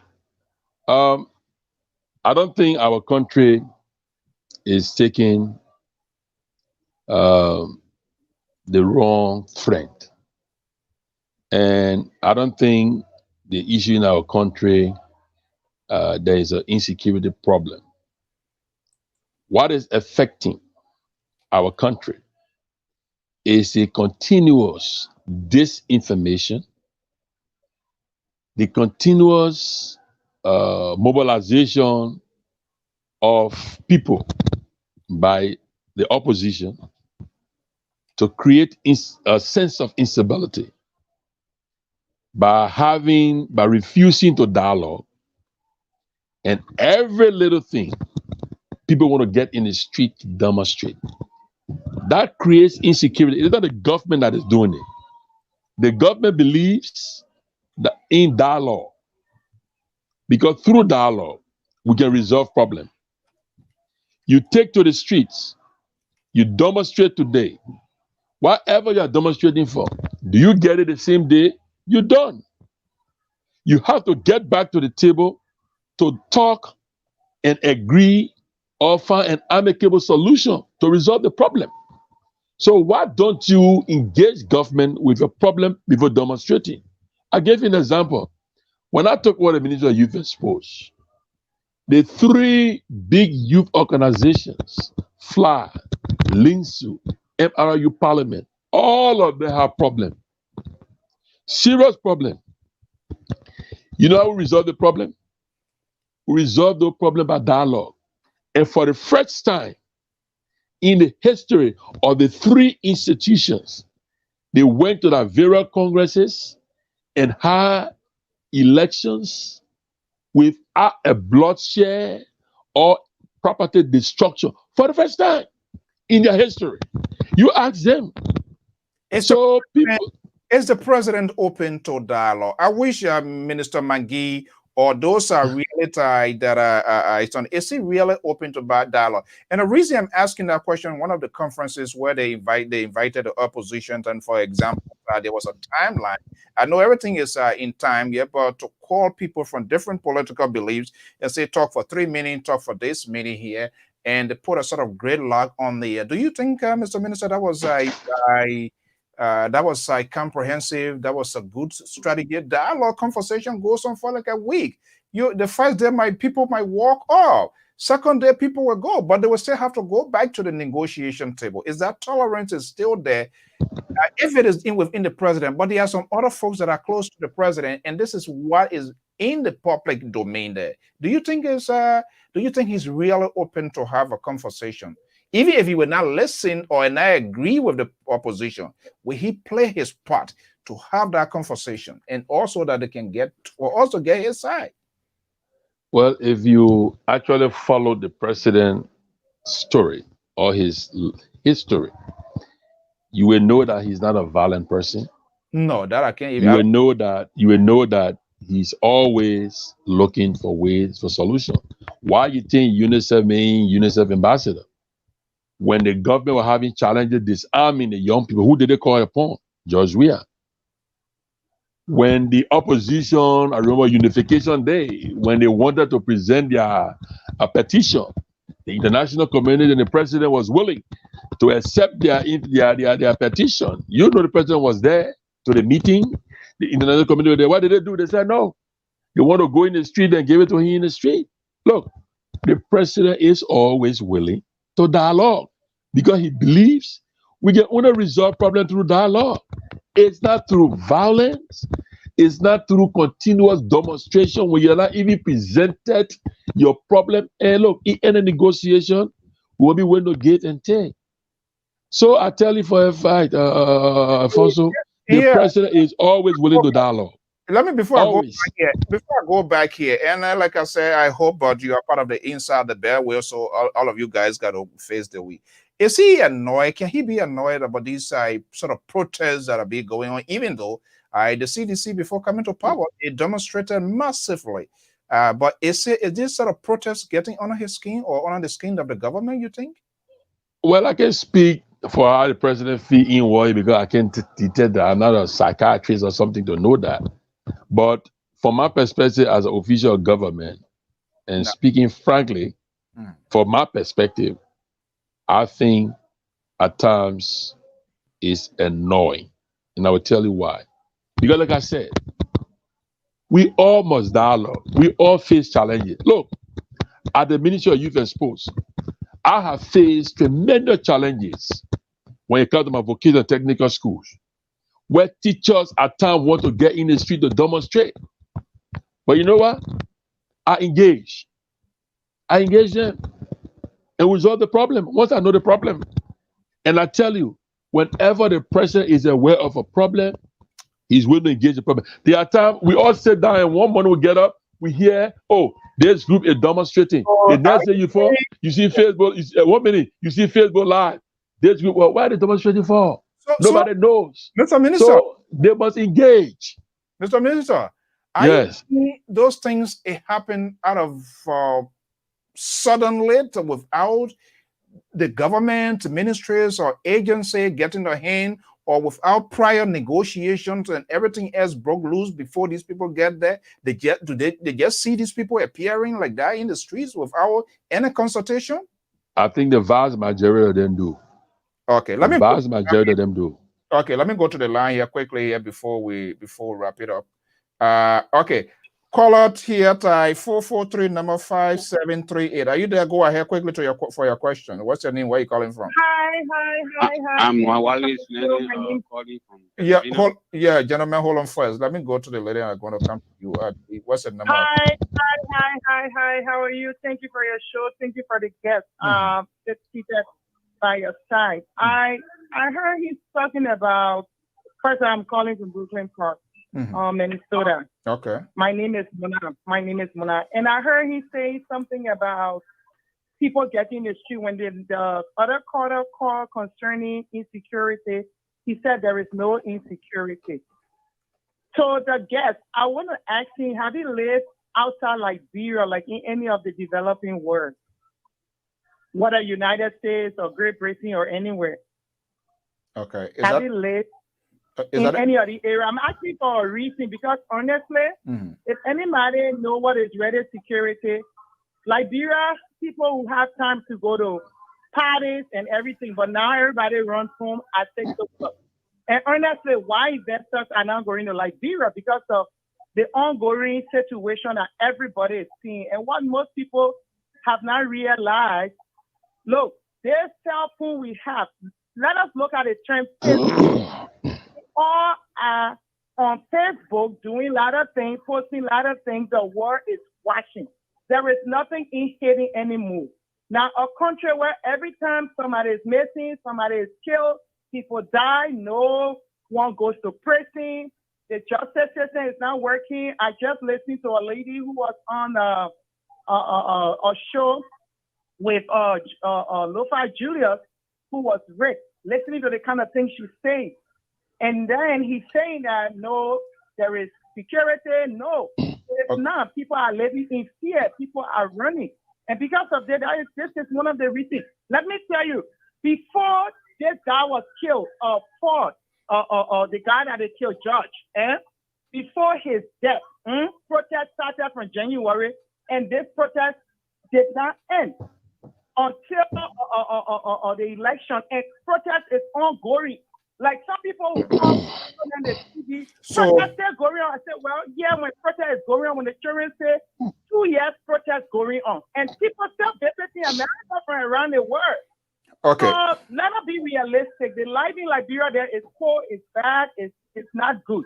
Okay, let me go to the. Our people can't even get jobs. I heard they get our rate that the Nigerian guy is working. Why we are not nationalistic to put our people first? Okay, let me give you the opportunity to respond.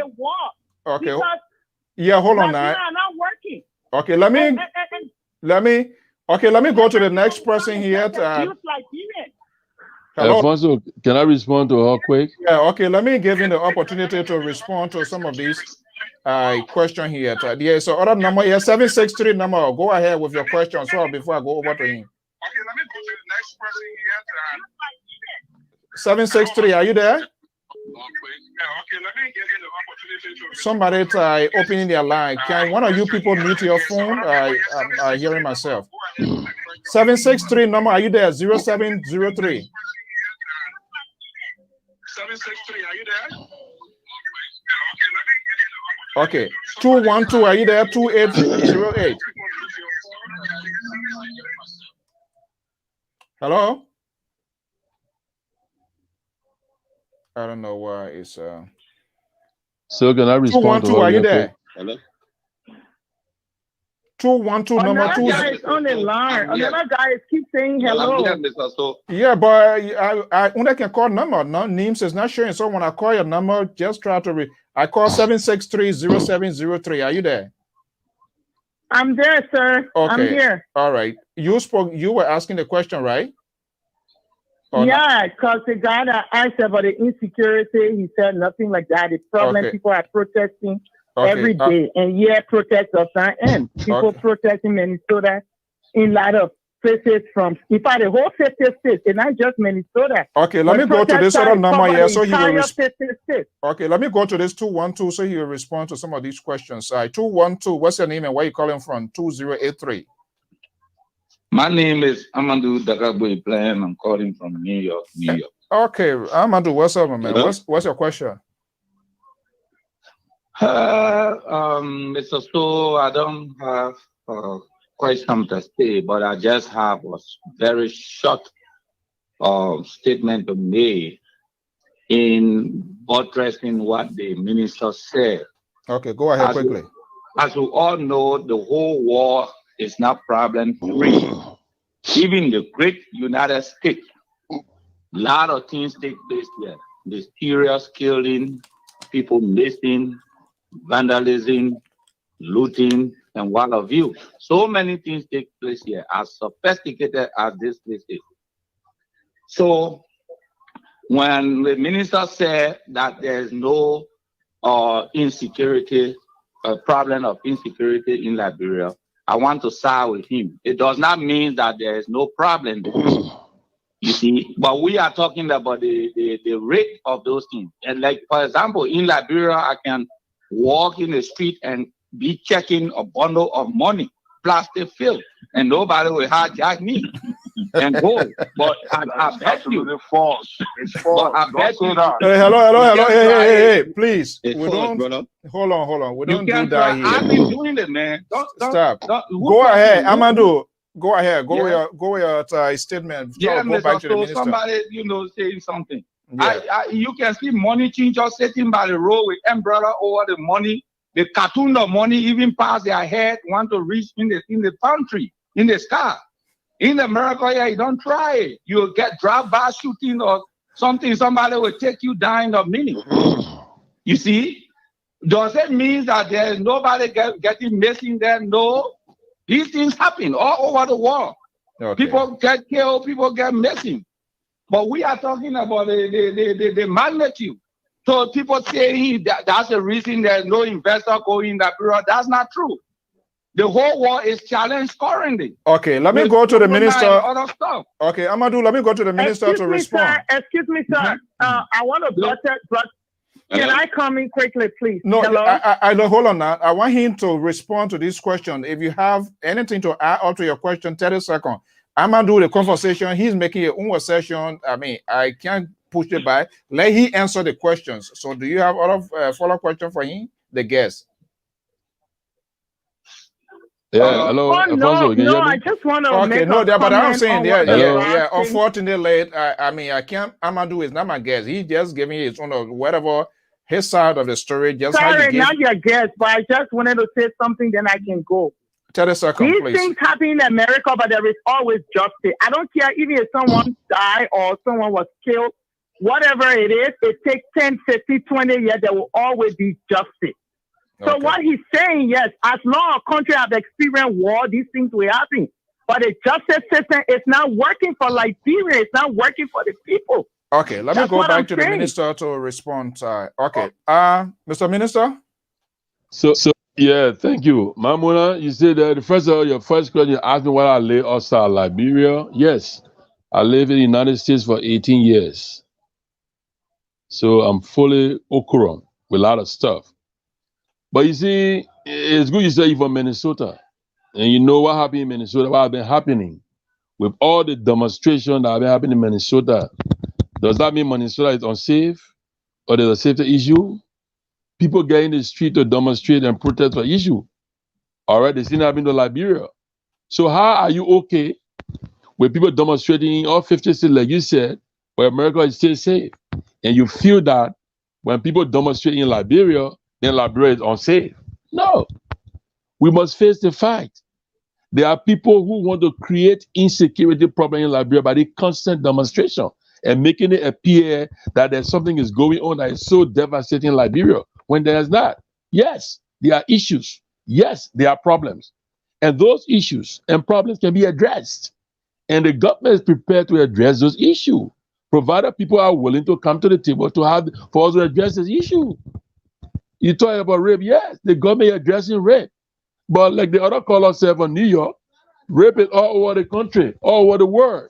So, I mean, we are addressing these things. And mind you, these are not things that are unique to this government or started yesterday. Okay? It did not. The government doing it better to address all of these issues. It didn't start yesterday. But for some reason, some Liberians want this government, they believe the government has a magic wand that it can turn things around within 2-3 years. It's not possible. It takes time. And we are addressing these issues that we met on the books. Like I said to you earlier, how can Liberia, almost over 173 years old, we don't have a youth job creation program legislated? That job we have fought again? Don't you think people should have seen this? So there are numerous issues that have been existing yet in decades, centuries ago. We have to address. And just we have administration will come and go. It will not finish. The next video come. They have the issue. This issue will be addressed. I will go upon whatever that this administration can address, it will address. That's how it works. So we as Liberians, we should stop pretending like where we live here, it's all bread and butter. Because demonstrations taking place all right by America now safe. They see in Liberia. Yes, people get issues. There are a lot of issues we all can address. But don't equate that issue to insecurity because it's happening. When it's happening right in America, you're not saying America insecure. Okay. You're passing around every day. All right. Let me go to veteran journalist James Gomian from your own Trenton area there. Mr. Gomian, are you there? Yes, I'm here. Okay. Message, I believe, call coming from such a veteran, we got to give way to it. Okay, Mr. Gomian, you've been listening to Minister Wilson here. So, what's your question? Yeah, my question is, Minister Wilson, welcome, Mr. Wilson, but my question is, they are talking about insecurity. I think the caller, what they are referring to were the government officials that are being found dead, the auditors. I don't think they were talking about demonstration and all of that. And instead you addressing that, you're addressing demonstration. We're talking about people dying. Even Even the three boys that were missing, those things are not being addressed. And the president needs to come and address these things. Those are the things they are talking about. They're not talking about demonstration. So I think you need to speak to that, because the president is your friend, and also you are a minister, and you are one of the advisors. So what are you doing about these things? I think that's what they're talking about. They're not talking about demonstration and all of that. All right, can I respond to that, Alfonso?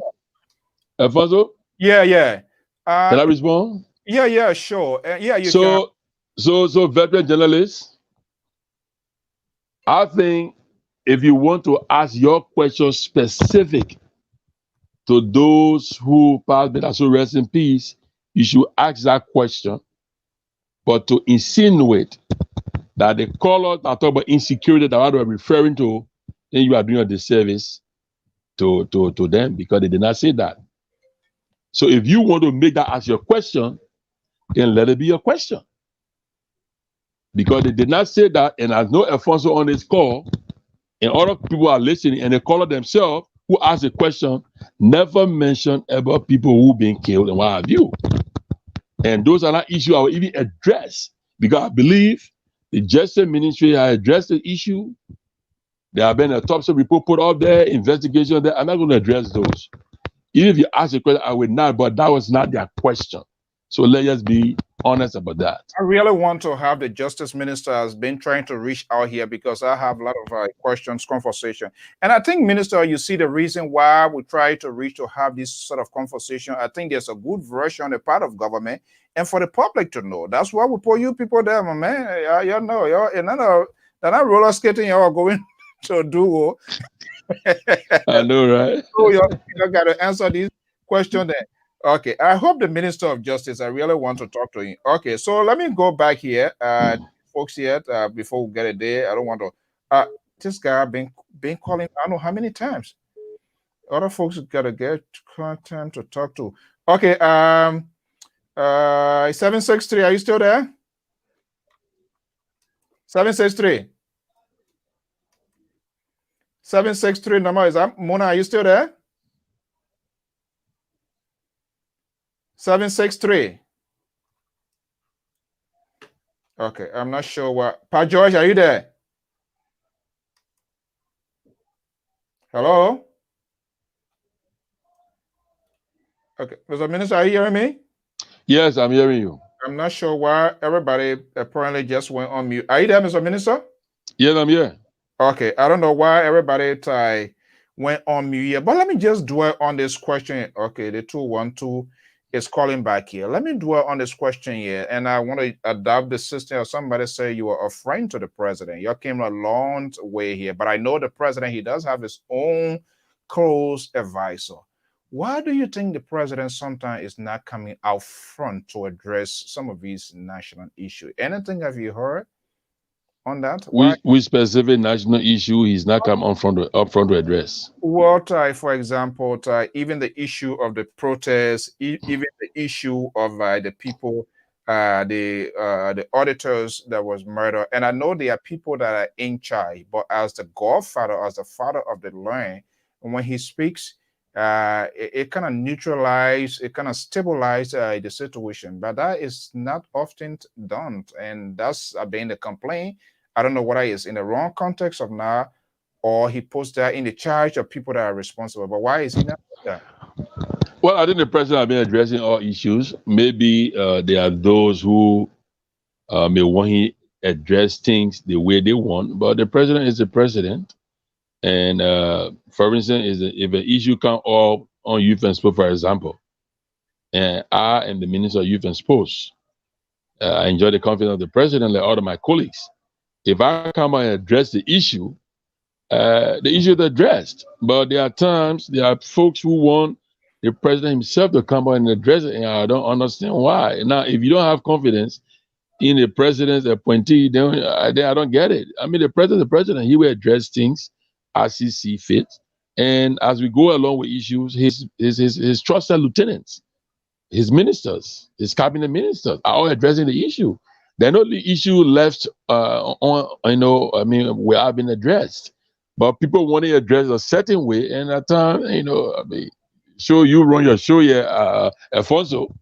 If you want to bring up a particular topic on your show, it's up to you to decide which topic come on your show and which topic is not being discussed, and who come on your show want to be, misbehave, you cut them off and what have you. And no one dictates that to you. So I think the president has been addressing issues, and he always does. And his cabinet ministers address them as well. There you go. The seasoned soccer has turned to politicians. So everybody into the system. Let me pick this few last one and then we'll cut it for the rest of for your closing remark. Okay. Let me see here. Hello, callers. Are you there? Oh man. Okay, let me see here. Let me take my Go Island number here. Caller, are you there? 401 number. Are you there? Hello? Are you talking is it a 503 number? 401 number. Are you there? Yeah, 401 number is here. Okay, 30 seconds. What's your question? What's your name and where are you calling from? Yes. Yes, go ahead with your question, buddy. Yeah, hello, 401 is here. Go ahead with your question. All right, thank you. My name is Reverend Fally. Okay, Reverend Fally, how are you? Go ahead. With pleasure, sir. Okay. Yeah, before I ask my question, I heard the minister saying, something about. So why not ask the question and make sure what the minister says so that your question will come out? Go ahead here for your question in the meantime while you thinking about what the minister said. All right. The question is, Mr. Minister.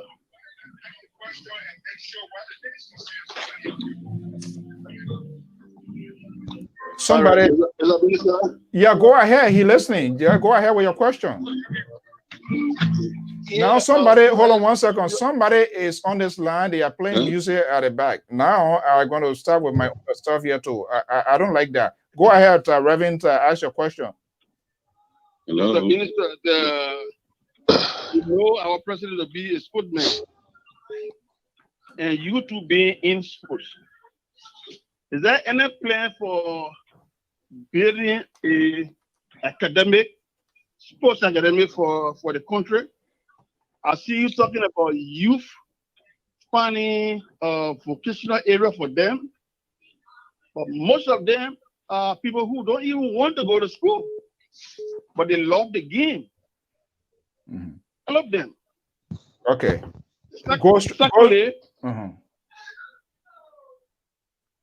Go ahead. I'm listening. Go ahead. I'm running out of time here. Is the government in the position to help a private citizen to come to acquire land to be able to help? Because I know to get a piece of land in there, you got to go through some farming and some all kinds of stuff. But just be able to help people, the young people, to get out of the street. Can the government help in that process? So what sort of help specifically now, before I go to him, when you say help, what sort of help? In terms of acquiring land, I mean, that it will not be difficult because they will have to send you to this person and send you to that person, and you go through this minister. And just to go through the easy process, you have to make it so long. And you have to fill in this paper, and you have to put in this pen, and you have to turn on the lights. Okay, all right. That's what I'm talking about. Okay, thank you so much. I'm going to go to the other people here. Please make it 30 seconds. Minister, please take note. 701 number, what's your name and where are you calling from? What's your question? My name is Andrew Bowman. I call from North Dakota. Welcome, Mr. Minister. All right, go ahead, buddy. Andrew, welcome to the show. My question has to do with the three Messi boys in with Moses. And I think the minister is the minister of youth and sport. And now we get 3 youth that is Messi. Why are they the first release on those children that get Messi? And I want to know if youth and sport is only concern of President Weah or concern of all youth. That's my question. Thank you. Okay, thank you so much. Okay, these are the last number I'm taking. Just bear with me here, Mr. Minister. 443 number. What's your name and where you calling from? What's your question, please? My name is Ward. I'm calling from Pennsylvania. Okay. I have a question for the minister. Okay, go ahead quickly. On the issue of Gumpa issue on the Grand Crew and Nima County. I heard you saying that the Grand Crew football team went to the president party and then without invitation, and then he met them there and decided to invite Nima County. So my question is, this time in Liberia, can anybody go to the president party without invitation, or any organization can go to the president party without invitation? Okay, thank you so much. All right, 5503 number. What's your last question? 30 seconds, so I'll go to 212. So you want to wrap up? Okay, thank you for the time. Let me just ask the minister. First of all, I want to say thank you for the training for the youth at risk in Liberia. For me, I work in the child protection field, and I know what it means to traumatize youth. So I just want to know where those youth are getting those trainings that he talked about. Where are they coming from? Is there any setup of, because when I in the field, we got a foster family where we play some of those people that we identify, and then get them to get involved in the community to feed a sense of humor. So is there any program that's foster care or foster family for those at-risk youth that they're training, or where do they get them from to take them to the training? That's the question I want to ask. Because I work for Save Return back home, and I work for other government-owned projects here that take care of those people at risk. And they got this thing in place to just give those people the sense of humor, place them in foster family, and train them for better life. So is there anything like that in Liberia, or those people just live in the street and go to training? Okay. All right. 212. Go ahead. 30 seconds. I want to wrap it up before I go to the minister. Thank you, Mr. So. Thank you. What I want to say is that we all are victims one way or the other. The whole war is not safe. I have a great experience with that. I lost a couple of relatives from here till today. Nobody saw the killers. Uncle Charles was shot while sitting in his car in Washington, D.C. Till today, we are not found the killer. That had been 5, 6, 7 years ago. The body was taken by home. My auntie's son, Edmond, if you go on YouTube, you check Jessiman, the artist. That's my auntie's son. He was in Harvard University, junior student. He was shot and he was beaten to death in Baltimore about 2, 3 years ago. And today, we didn't find the killer. That simply means that the whole world is not safe. The best thing we can do is to put our differences aside, rally around the government, and make our country better. This government will come and go, just like other government. What I observe is that too much hate, and that will solve our problem, Mr. So, like the minister rightly said it, not every issue the president will speak on. If the president appointees or people that he trusted speak on his behalf, it simply means that he, the president, has spoken. Okay. We just have to put jealousy aside and put ourselves together and, try to do the right thing for our country. Okay, that's what I wanted to say. And thank you for the show. And thank you, Mr. Minister. All right. Thank you so much. Okay, Honorable Minister, thank you so much. That's the end of the call tonight. We can't keep you here. So I go ahead and note you've been taking notes on some of the questions. Yeah, so let me respond to the gentleman asking where we get the at-risk youth from, what are their foster home. Look, all of our at-risk youth in Liberia have relatives. And part of the objective of the program after they have become rehabilitated is to connect them with their family. Most families turn their back on them because they've done their best. And some of the folks are just on drugs. They wouldn't stop what they're doing. It's embarrassing for them. It brings shame to them. So they just say, do what you got to do. So part of our plan is to connect them with their families. So they're not people that don't have relatives and friends. So that's what we are doing. So they are in the street. They get various ghettos. They sleep. We go there and recruit them from there. But at the same time, we have to connect them with their family as part of the program. So they are getting connected with their families. The other gentleman talked about academy. The thing you have to understand is that I'm not aware of any government that built academy. Those are private investments. There are private businesses have to come to build academy to scout talents, and it's a business that people run. And he said some of the children don't want to go to school; they want to play football. I think we need to discourage that in our country. We must always encourage our folks to go to school, because the game is not exposed to the extent, even the local club. There are countries around where you play for a local club, you can sustain yourself and your family from what you get paid. Because like a semi-pro, we have not reached that level. So we must always encourage our youth who have the talent to go to school. Look at some of us as an example.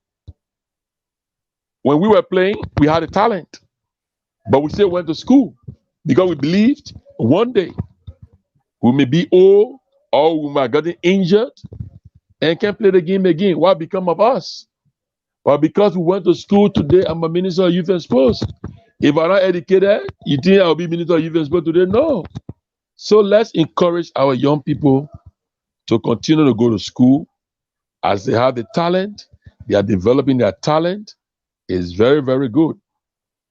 And that is why there is a school for football program from the French Development Agency. We just had a launch of a new program in Monrovia last week, Wednesday, for 10 million. From the president's visit to France in 2018. That visit has been paid. He has been reaping fruits and results. And part of that program is to make sure young people who are in school and go to school and see them play ball. And so we have to encourage our young people to go to school. And so I don't know what I left for anybody. Any other question, Alfonso? Well, I believe pretty well. Those are the questions. Let me see here. Some of them is here. For those of you listening, anybody question left out? My question is, the minister said that Grand Crew team was look. Okay, let me respond to your question. I think you just gave me that question was addressed before, though. No. So you just waiting. No, I'm not saying you. Somebody did ask that question from the onset of this whole thing here. Let me go to him. I don't want to be a spokesperson here. Some of the guys just wasting water on dog back now, because they still want to believe that the president called Nima Kante to bribe Nima Kante. That is not true.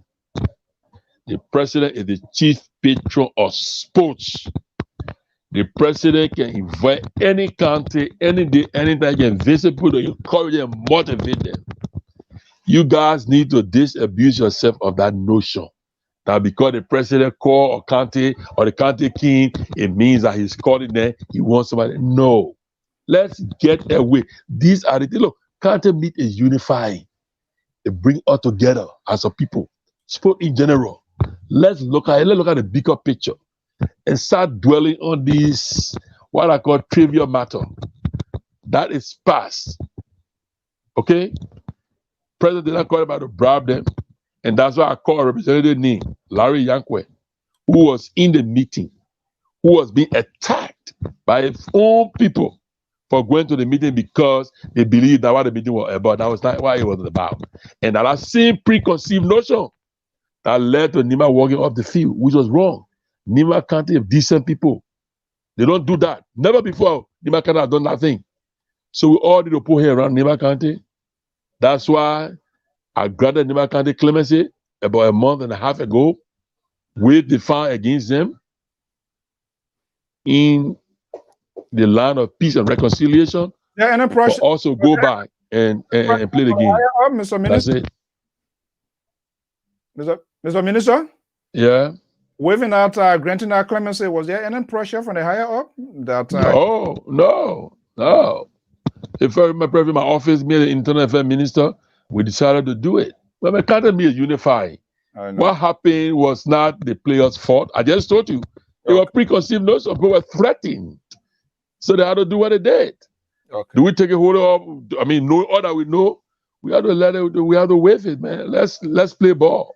Okay, so guys, your questions. Thank all of you for your participating. We're going to cut it for the rest of the day, so you get it. Okay, so before you make your final statement here, we are wrapping up the year, and I hope and pray you still that. I wanted to know. Let's focus. What are few things? Just quick run through for the fiscal year 2021. Plans for the Ministry of Youth and Sport for the generation of Liberia. That's my interest. These politicians, they are using these people here. That's my belief, because I start to see the National Rehabilitation Center, the MVTC, I know is all. What is government doing that when these people come from these disciplines, they must be incorporated. They must help them. They must get something to do. Where you learn is where you live with. And I mean, that's a certain. And we here at LPR, Mr. Minister, we are willing any program on the part of you from your ministry at no cost. We want to enhance that. We want to create that sort of awareness. I want to see these young people moving from beyond these politicians who they chanting with backpacks on their bags, sweating. They're not doing anything. They are not building anything for them. They are being used as a scapegoat for their own political purposes. What plan do your ministry have on your wife for 2021 that we will see, hopefully by the middle of the year? This is what Minister Wilson told me so time on LPR. I hate to put one record, but it is what it is. Well, I think one of the plans we have that we have started doing, and I didn't talk about it earlier because I read somebody asked a question, made a statement that those are graduating on TVET. We need to align them with the National Housing Authority for the construction of houses that are taking place. Yes, that's part of the plan. I've been in touch with Cecilia Coffey. In fact, let me thank the Executive Director of LIS, the Liberia Agency for Community Empowerment, Mr. Kuon Yeke. He has been helping our TVET graduates, the Joba market, the Douala market, the market that we done, construction going in Magibi, in Bon County, and in Nima. All of those construction marketplaces have our TVET graduates. They are part of the construction on Joba market all the way. We have a database. He sent to all how many persons we want. We send it to them, and they have been assigning our young TVET graduates in various disciplines to help carry on the construction of those marketplaces, because they are grinding too much for TVET. We need to find help for them. We also need to encourage them to be entrepreneurs.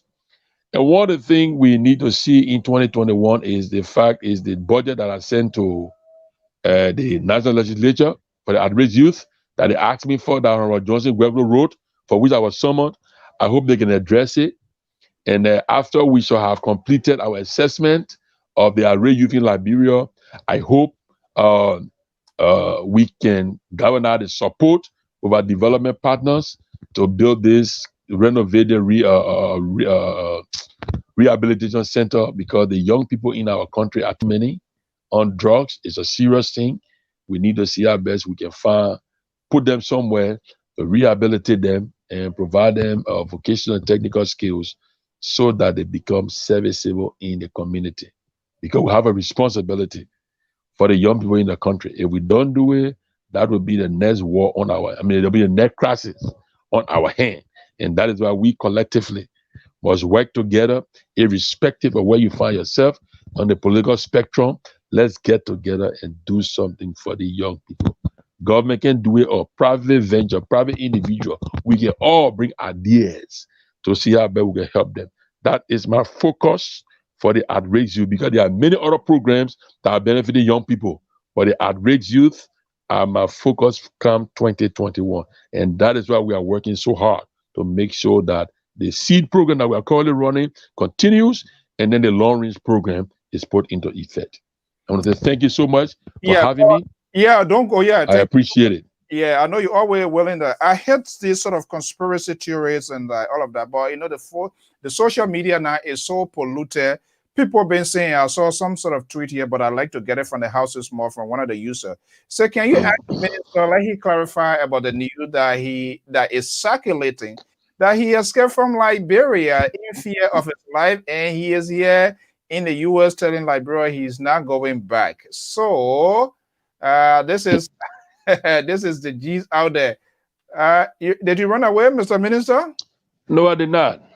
I came on official vacation. Every government official is entitled to a 1-month vacation per declaration by the president.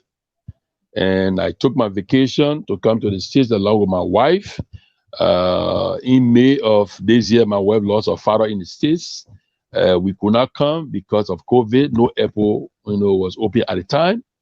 And so once things opened up, we decided to come. I requested the time off from the president. I was approved for my vacation.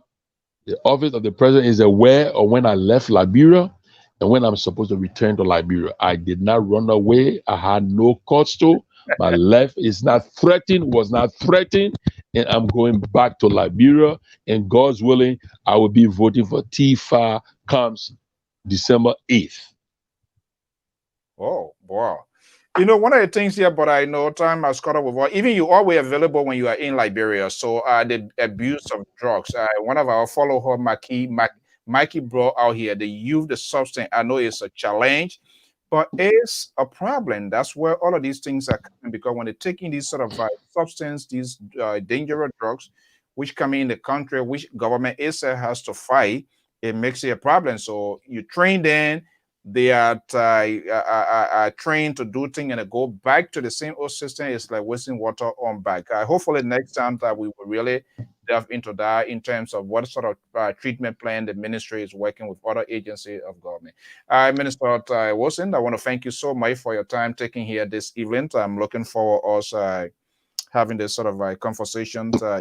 Again, please, whatever information your ministry is involved in, you can share that with us. We will have it published on our official website and share those information.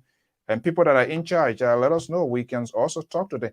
By the way, who is the chair on the House Committee on Youth and Sport? Because we want to see about that budget so that Solomon George, or the Solomon George is the chairman for the Senate. Is Senator Commonly B. Wisse. Okay, I hopefully will try to find their numbers and so we get them, because they can always pass fabulous paycheck to themselves, and then when it comes to a portion other functionary, it's a problem. We need to get their side of the story as well. No, but to be very frank, I've had tremendous cooperation from my two chairmen. They've been working with me. Okay, I want to talk to them. I have not got our cooperation. I want to talk to them. Okay.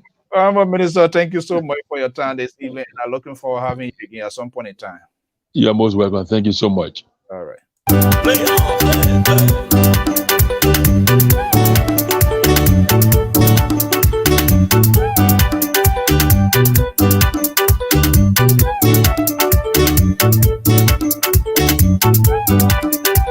Our Liberian people, we choose success.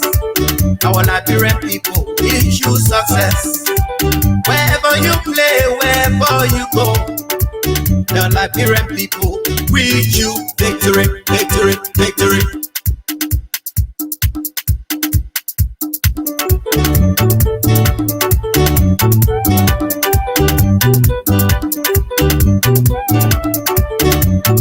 Well, I'm afford to register to Invincible 11 meant IE, and that's how I used to get upset anytime Barrow, especially the Samuel Kayendo, that beautiful stadium at the time when Barrow began, all our flower that we carried in that scene there. Looks like a first victory.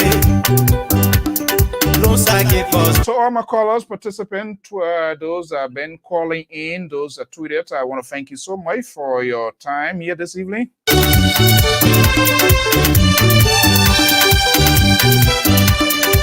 As you know, civility is our core mark on this network to maintain civility at all times.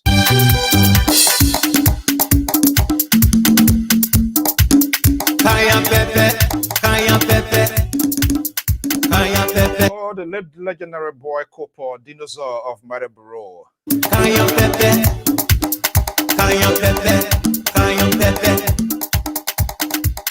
I know I used to like Barrow, but they are son for the energy, you know.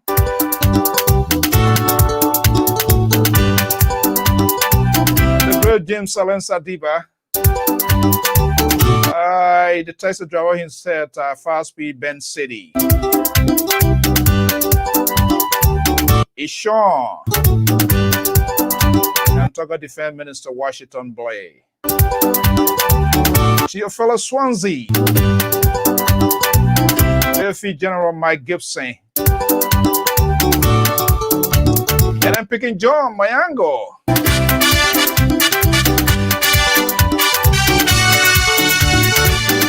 The man himself, the late Friday Roberts.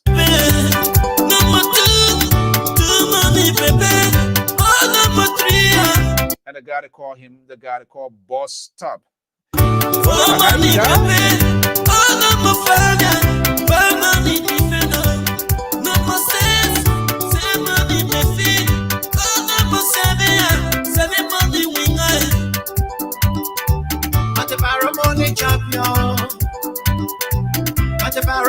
Champion. Another guy, Lucky Shango, that a guy who sometimes you don't expect, by the time you go look, then he hit the back of the net. Well, those days used to really be a really good exciting time at the Salmon Kayendo Sports Complex in 80 years. And what Minister Wilson was talking about the Hydro tournament those days, man. And later, Samuel Burnett, then he was the president of the Invincible 11 Club as well. Paul Mulbar, the late Paul Mulbar at Mariboro.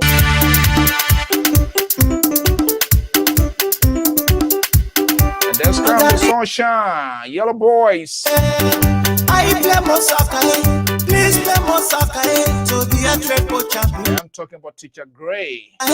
Please play more soccer to be a German player Simeon Mator. Please play more soccer to be a triple champion. Yellow Boys. I'm talking about the right wing guy himself, Kai Jabo. Yellow Boys. The breakdancers, Robert Clark. Yellow Boys. Some of the boys that were not born, they never saw 80 years, so they didn't know the player they are talking about. We go on and tell it up, I said, no, when soccer come to order, Liberian Darling Club, yeah. Liberian Golden Boys, yeah. Liberian Golden Boys, yeah. Liberian Yellow Boys, yeah. I'm talking about Tonabo Joe Nambe. Club, yeah. Liberian Golden Boys, yeah. And the Chacha man himself, Opata Lawrence. My goodness. I'm telling you, Marian, those days, man, football. The last time I went to Liberia, some kind of team, all kinds of things, they say the beat Barrow, 6-0. I said, what? Mary Barrow? What kind of funny thing making more team beat than 6-0? Those days in the 80, 81, and thinking that the later Samuel Doe, those days football was really. And then the Great Deba. I'm not sure we're going to get those days. No way. It can't happen.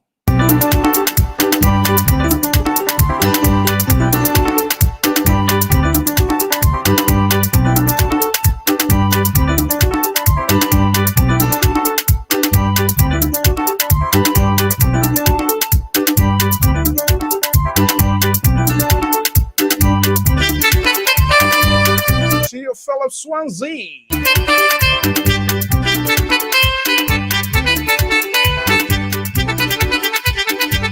My own man, Patik Rosie from Mariboro.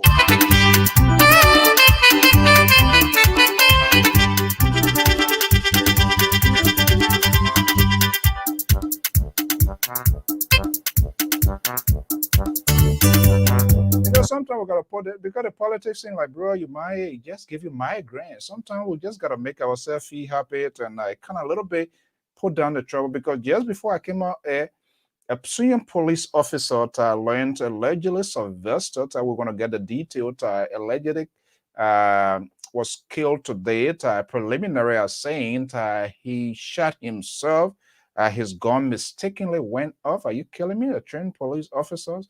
So was he playing with it as a toy? So some of these things you listen to is kind of like it want to even take you before the coronavirus. So, we have to sometimes, especially Saturday evening, we go back to old days, have conversation, try to stabilize, neutralize some of the things and make ourselves feel good, all right? Not that it's not important, but we just have to make that rule sometimes,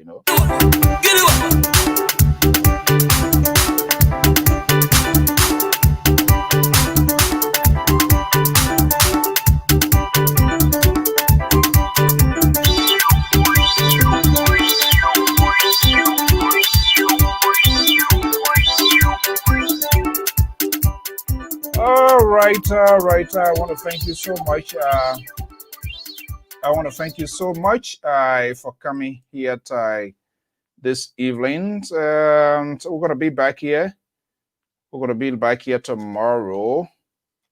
Again, tomorrow I'm gonna be hosting a Liberian who is a state representative. Yellow boys.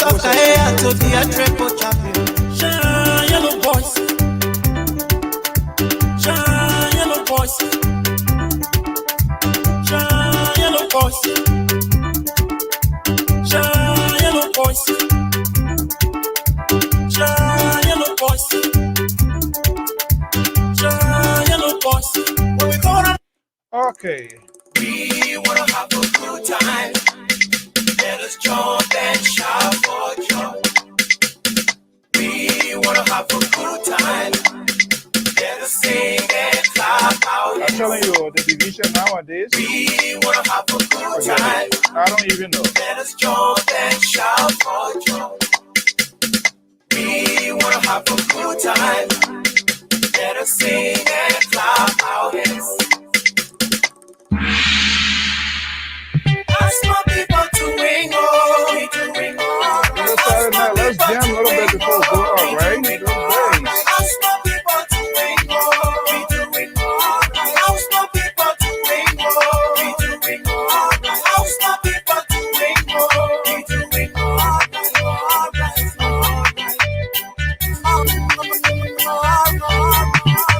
During the war, we hire the war of fighting. 9th Street Follett. Follett is an entertainment club. Gunfire with dancing there. Yeah, rebel come in there, woo, don't run away. And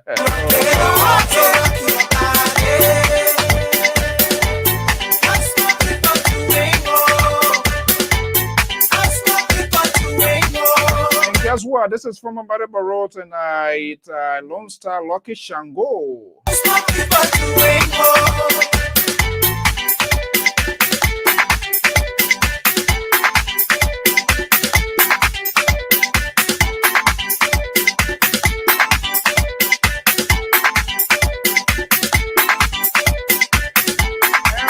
This is an Evelyn treat. And what's up, Mr. Alexander Shah in the building? And Mike DeLay from New Jersey. My last name, your Facebook user. And Amadou Man from the towers of Donald Trump, right, to New Jersey.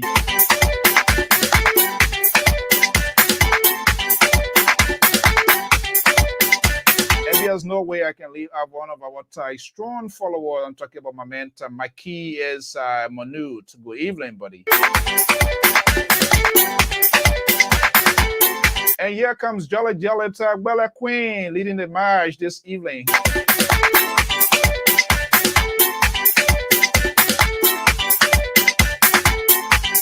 Of course, Bududua is the march commissioner.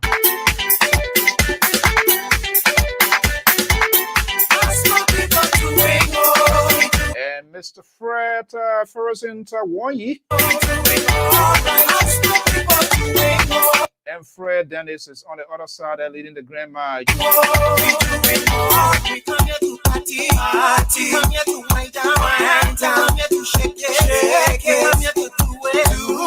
Nelson there said directing the traffic.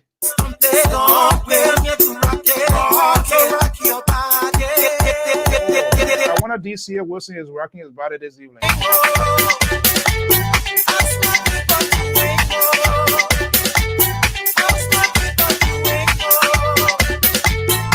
And President Cecilia Quede is leading the whole troop coming to the grand badge. What does something to man calling me for?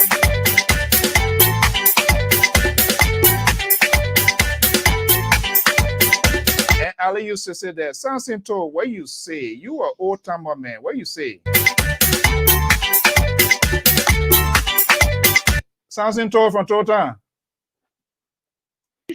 Something to from Totan. Can you hear me? Something to from Totan. Yes, can you hear me? I can hear you. I hear you. Go ahead. I just want to say thank you very for bringing the minister wonderful. But what I've really on a very serious note, Mr. So, I know when we have these kinds of platforms, you don't have control on what question people ask and think. But why Liberians always deviating from the subject matters? The minister, some minister of sport and youth, he's not minister of justice. Why all of these justice minister questions coming to the minister? Because he's working in the government doesn't mean that he's supposed to know everything that is happening. We have special people that are responsible for special areas. Why are we not concentrating on those things? Perhaps what they need to do is to ask you to convince the justice minister to come on your show. But you can't bring the minister for sport and youth and you're asking something that have to do nothing with the minister, the sport business. I'm a little bit confused.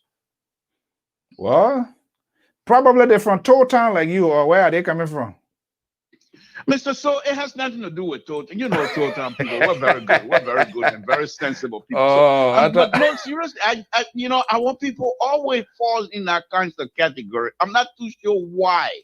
Okay, the minister graciously allowed himself, open himself for his brothers and sisters in the diaspora to have a conversation in his area of expertise. But instead of asking him what are some of the programs, they did. Some people did. But that's the line they're supposed to stay on.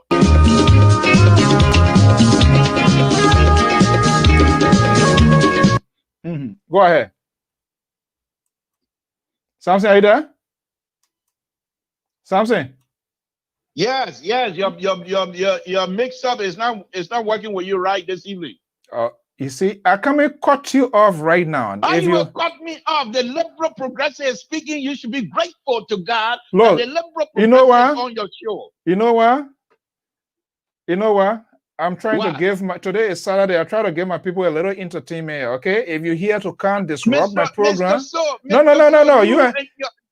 You should be grateful. The liberal progressive took his own time to join you. And I think that's something you're supposed to celebrate instead of trying to shut me off and trying to exercise me in a society. It ain't happening, Mr. So. What is it this evening, my people? You know, what are you here today? Goat soup. With fire coal, eh? Yeah, a little bit of fire coal in it. I think you had enough. I don't think it was a little bit. I think you had enough fire coal. I think you have enough. But anyhow, thank you, Mr. So it was wonderful. It was a wonderful. Yeah, I really talking about the Minister of Justice, actually been trying to reach out. Even the police. You saw Moses Carter, and they are valid questions, and it will be a help to them if they can open up a little bit to some of these things here, like what Zoka was talking. Some of these things that they are doing. If you don't talk about it, people will not know it. It's just hard. But Zoka, to be honest, he's one of the person, and I respect people from one or two instances if you keep your word. I remember 2 years ago, I was going to Liberia, and there were a couple of ministers and other government officials I've had an arrangement with and told them I was coming. They suggested time for us to sit and talk. When I got there, that was a different arrangement.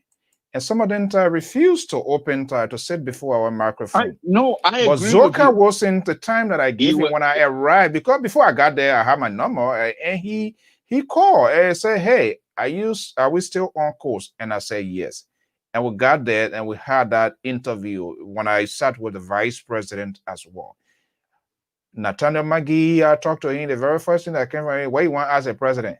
What you don't see happening, you don't see the development going on. You know, these sort of behaviors, it kind of like it closes the gap. It makes other people to something. So they need to make themselves available. I think that would be good. It would be good for them. You don't have to agree with me. I would not agree with you, everything. But when you open yourself up, it would be good.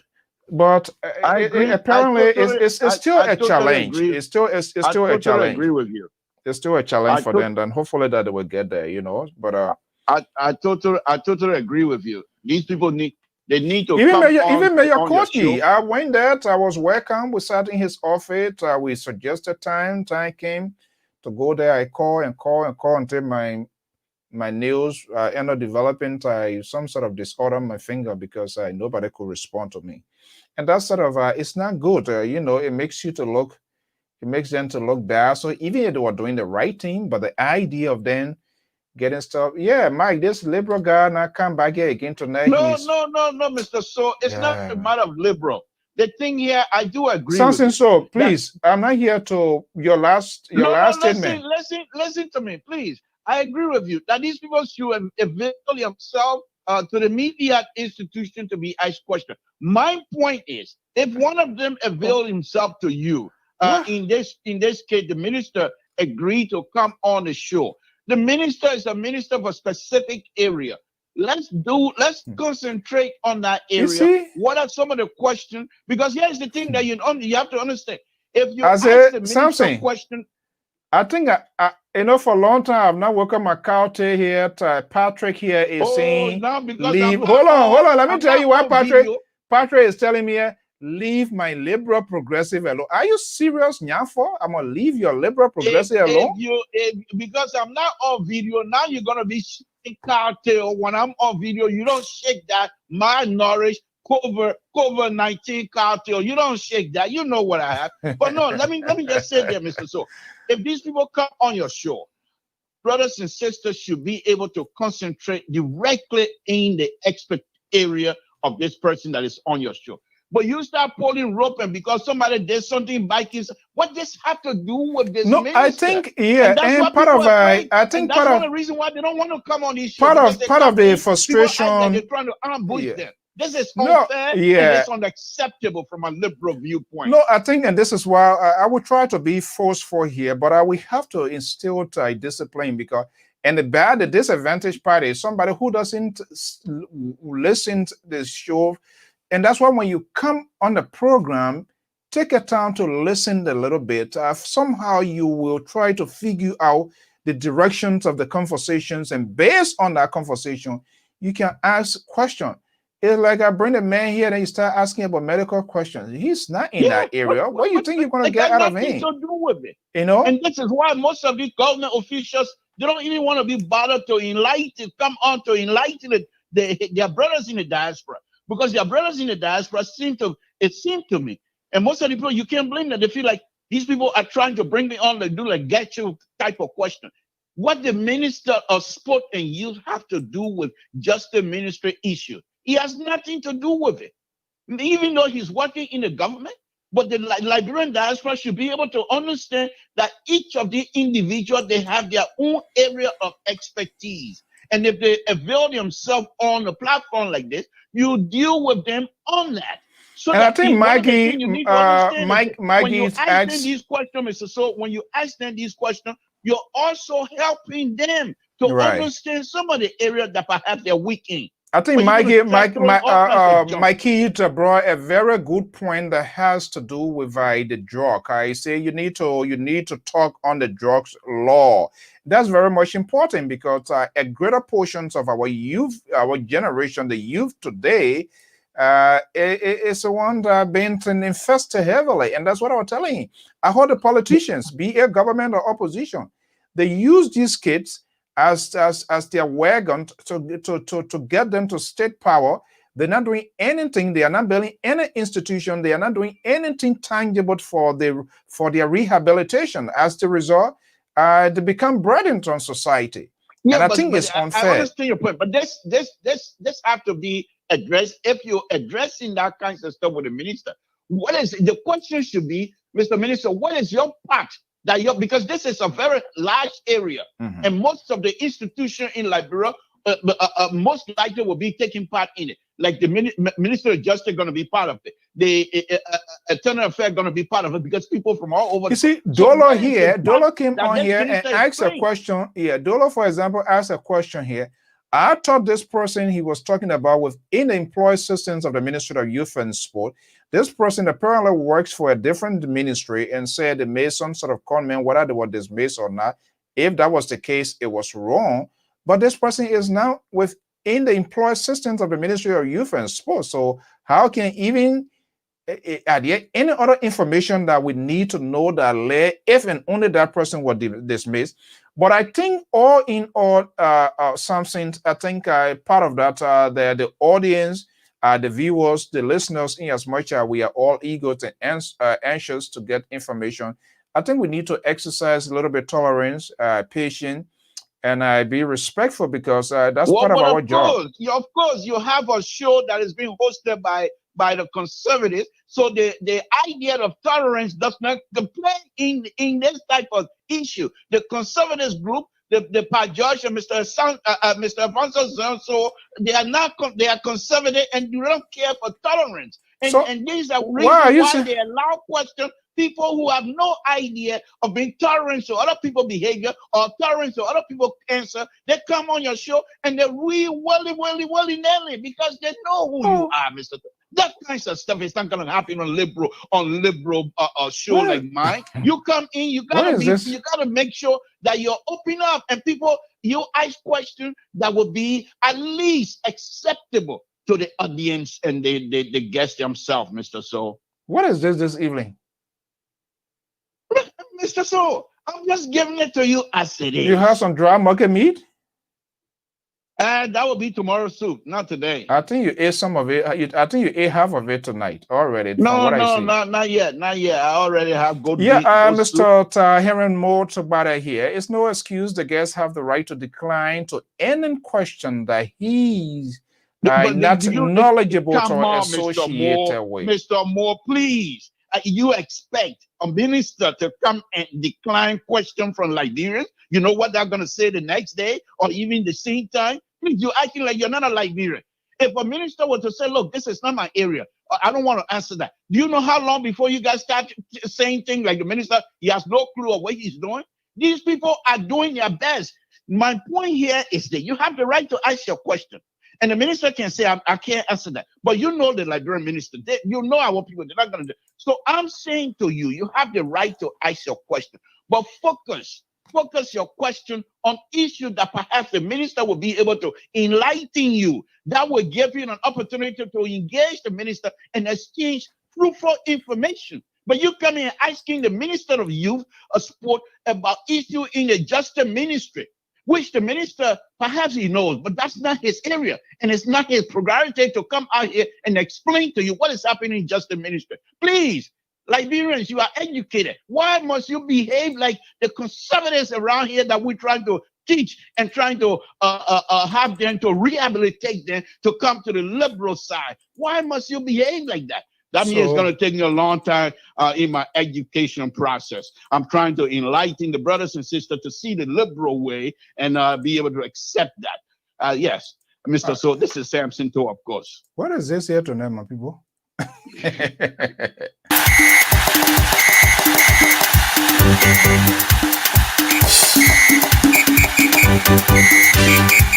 All right, Mr. Toll, thank you so much. Let me play Thank you. No, thank you so much. Tomorrow, make sure tomorrow you're adding fire coal in the soup. Oh, tomorrow that the other kind of soup. Every soup I put fire coal in it. Okay, yeah, that was somebody told me. All right, good name, my man. All right. 4 players. Yeah. Our Liberian no star get 1 of 4 players. Our Liberian no star 1 of 4 players. Our Liberian no star get 1 of 4 players. The Liberian people, we choose success. All right, folks, that's how we're going to call it this evening. We choose success. Hey, Brother Ty Lawrence, Dita Dolphus Zort, I thank you for joining the wagon. Late is better late than never. Wherever you play, wherever you. Hey, Mikey, thank you for your time. Liberian people, we choose victory, victory, victory. Victory, Lunster gave us victory. Lunster gave us victory. Mr. Henry Moore, thank you for that observation. Technically, that's how it should be like. But again, the sort of people, the audience, and we're going to go out there within the public domain, the interpretation itself. And that's how it's supposed to be. That's why when we see things happen here, there are people in a specific area that are there to speak on certain issues. But we, the listeners, we are very impatient and intolerant to that. Lunster gave us victory.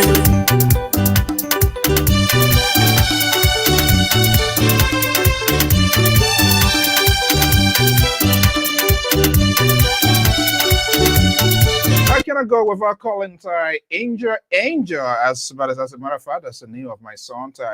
Angel is one of our valuable listeners here. I can't leave John Davis, Axie Harris. And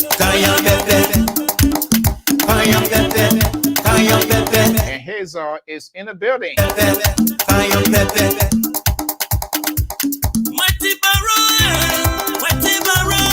And not forgetting my own sister Anna Antonina, we're right there in Minneapolis.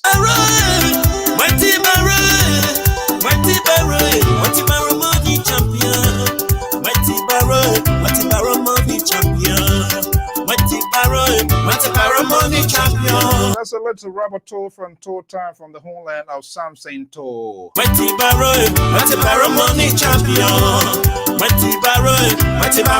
champion. Money champion.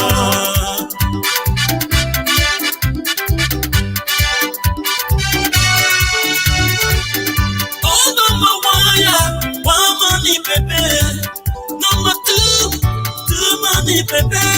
Oh, number three money, baby. Number four money, baby. Oh, number five money, defender.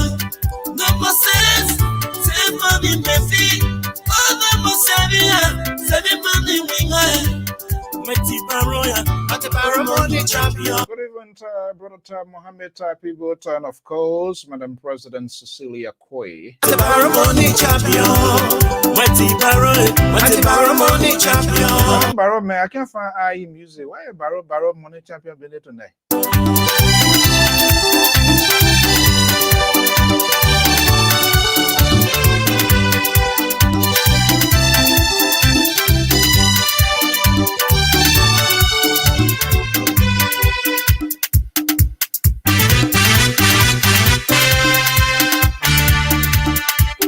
I can remember the best out of 3 tournaments, the one that took George Weah to Cameroon, man, at the Samuel Sakayendo Sports Complex. My goodness. Please play to be a triple champion.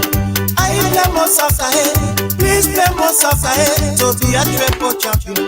I play Please play to be a triple champion. Shine yellow boys. Shine yellow boys. In the building. Shine yellow boys. Shine yellow boys. Shine yellow boys. Producer, good evening, Paul, McDowell, David, Kabole, Antonin, Crawford. Good evening. Liberian Darling Club, yeah. Liberian Golden Boys. Not forgetting Madam Doris Wa. Liberian Golden Boys, yeah.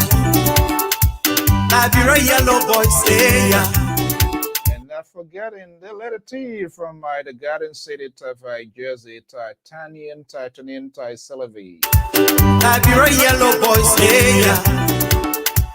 Number 1, get it. Go inside, get to number 2. Go inside, number 2, get it. Go inside. Israel, Notorial, Israel, Johnson, Colette, Francis Yankee, and of course, Comfort Antonin. Thank you so much. Number 5, go inside. I don't do this usually, but sometimes you got to show some sort of time by your audience as well. Go inside.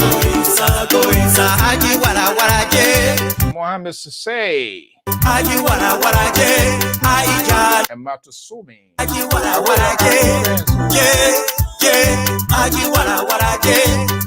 The Jolly Belly Queen in the house. Man, Budu Duet and Jerry Flomo.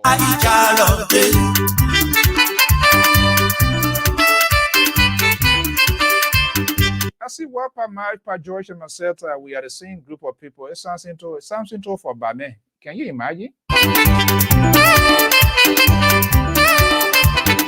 Pa George is Invincible 11 man, and I'm quite sure Edmond, Michaels, Allen, they are all Invincible 11, not even Diamond Peters. Invincible 11, I'm quite sure.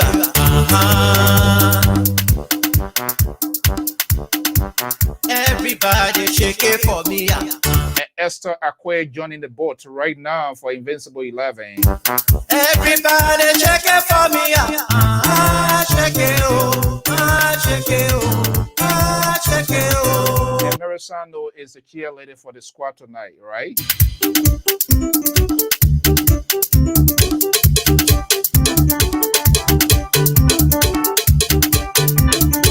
Abraham is there, the landsman number 1.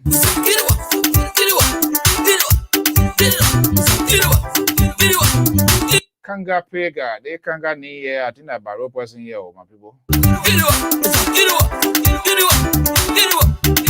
And that's a girl to Mr. Wimo Johnson.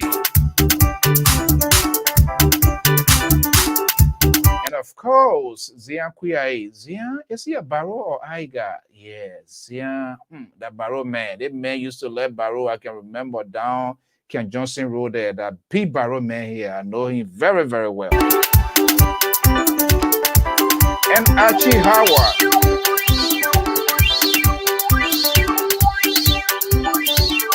Danny K. Shermont and the Queen in the house. All right, folks, we're going to bring it to an end here this evening, believe me or not. You know, sometimes you try to do this thing. This Black Friday weekend, Verizon is giving you... Sometimes you try to do this thing here. You want to know why running on the treadmill 7 days a week doesn't work for you when you're trying to lose weight? You can't miss because it never has. And I know that's hard to believe, but it's true. Cardio actually burns calories, usually in the form of carbs. We'll try to do this some days to get us going here. Until then, folks, I'm going to be back here tomorrow. Tomorrow, a Liberian going to be telling his success story.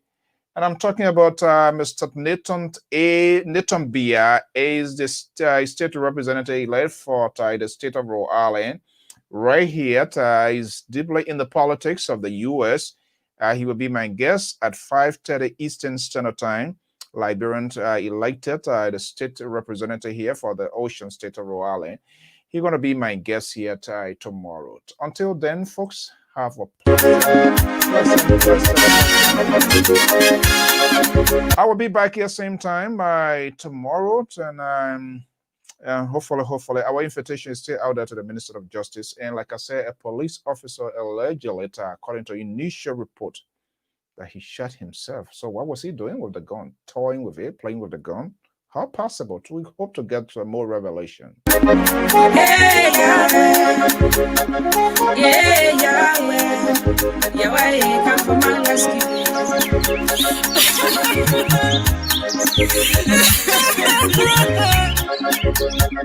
I fight my battle. Jesus fight my battle. Yeah, I fight my battle. Fight those who fight against me. Yeah, I fight my battle. Jesus fight my battle. Please, the virus is still real. Keep yourself safe. Do the hand washing. So use your mask. The mask, I know it's a pain, but it is why it is. Wash your hands, keep your gloves. You drive out, make sure you get extra bucks in your car. Taking gasoline, those places will put fingers, even using your card on a keypad to do transaction. Those places can easily be infected, so make sure you are protected, you know. Let's keep praying for our country. That's all we can do, and hopefully we have honest people. Nobody is even trusted. I don't know for me, because it's just so high. Dishonesty is one of the things then that is killing our country. All of these people that are flying all around here, like Muka, all over this place here, we want to do this, we want to do that. If you trust them with state power tomorrow, believe me, they will come with their own long, huge laundry list and begin to give all of the excuses. The dishonesty, the deception, the lack of interest in the country, the abuse of government, they see government to be the least thing. So they go there overnight to get riches. You know, so it's terrible. And I hope we can go out there. There must be an intervention. So people are making choices based on what they get today. Nobody making rational decisions and all of that. It's a challenge to our country. Fight this battle for me, Lord. Oh, fight. Only God can fight the battle for us, all right? No man can. I don't just believe in any of these people. All of them that are running, they are all the same, believe me or not. These people, anybody comes there, they're going to get their own group and bunch of people. They're going to be the what? Black Dragon Revenge the Death of Bruce Lee. You saw that show those days at Roxy Cinema? Yeah, that's how it's going to be. But we can't give up. We keep having this sort of conversation here. And the best way we can do it is to have it in a safer context and to hold our leaders accountable. Not just adjudicate them, but also give them the opportunity to get them on the record and hear their versions of the story. In that context, we can make a rational decision, and now we can have something on record against them, or whether it's in favor or against, to have something on record to say this is what the minister or this is what this government official say. For some of us, we are not a fan of this sort of conspiracy theory. We'll let it get it strictly from the house's mouth. And I think that's how we're supposed to be. Until people can keep honest conversations, put a solution, put up find alternative to the problem, it will be good, and we will be fine. But other than that, we can't just do it alone. It comes with commitment, dedications to your country.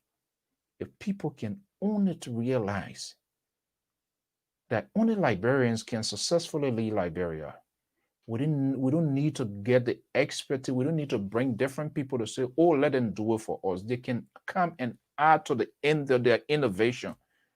But it requires honest, sincere, trusted Liberian. Not people who get fast fingers, quick.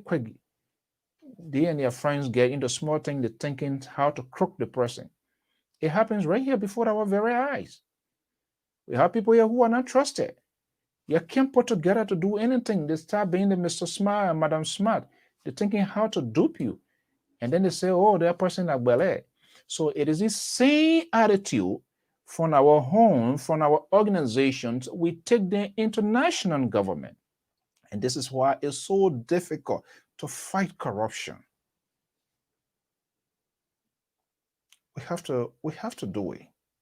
There's no way. At least if they can minimize it, it will be better, because there's no way that you can root it out, because there are forces that you have to contend with. And we need to recognize that. Until then, folks, have a pleasant evening. Thank you for sharing your beautiful Saturday evening with us right here on LPR. We're looking forward. If you are not subscribed to us, you can try to pick a chance to do that. Click the like button. You can subscribe, or you can be a follower. Anything at your own will and pleasure, just to be able to get a like.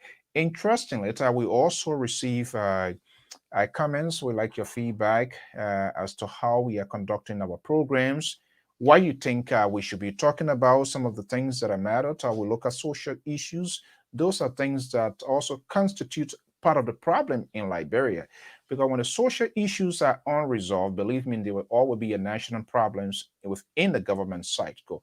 All of these things are embedded that what constitutes a good governance process. So your comments, your suggestions is also value. You can disagree with us on things that we say. We don't usually tell people what they really intend or what they want to hear. We do it differently here somehow, some way. Sometimes we tell you things that you don't interested in, but we strongly feel those are things that we need to tell you. We must do it in an honest fashion to proportional information. That's how we see it.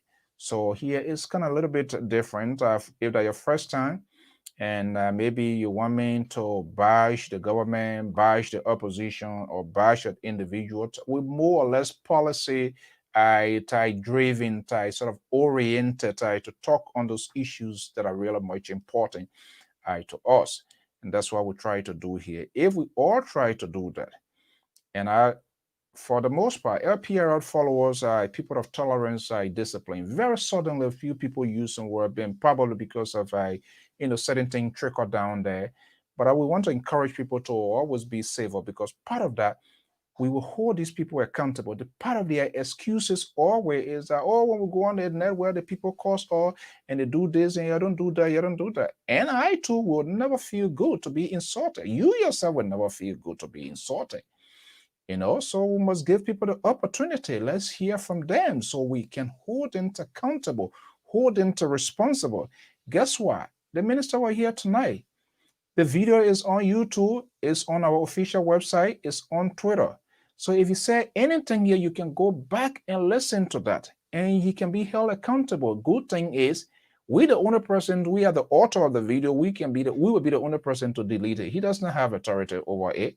So you see why it's good to call people in, you know, because when you call them in, you put there it's on record for lifetime. This is why you say so time on Lpr. You say this is a program for the youth. This is how we pay. I want to find out it's not there.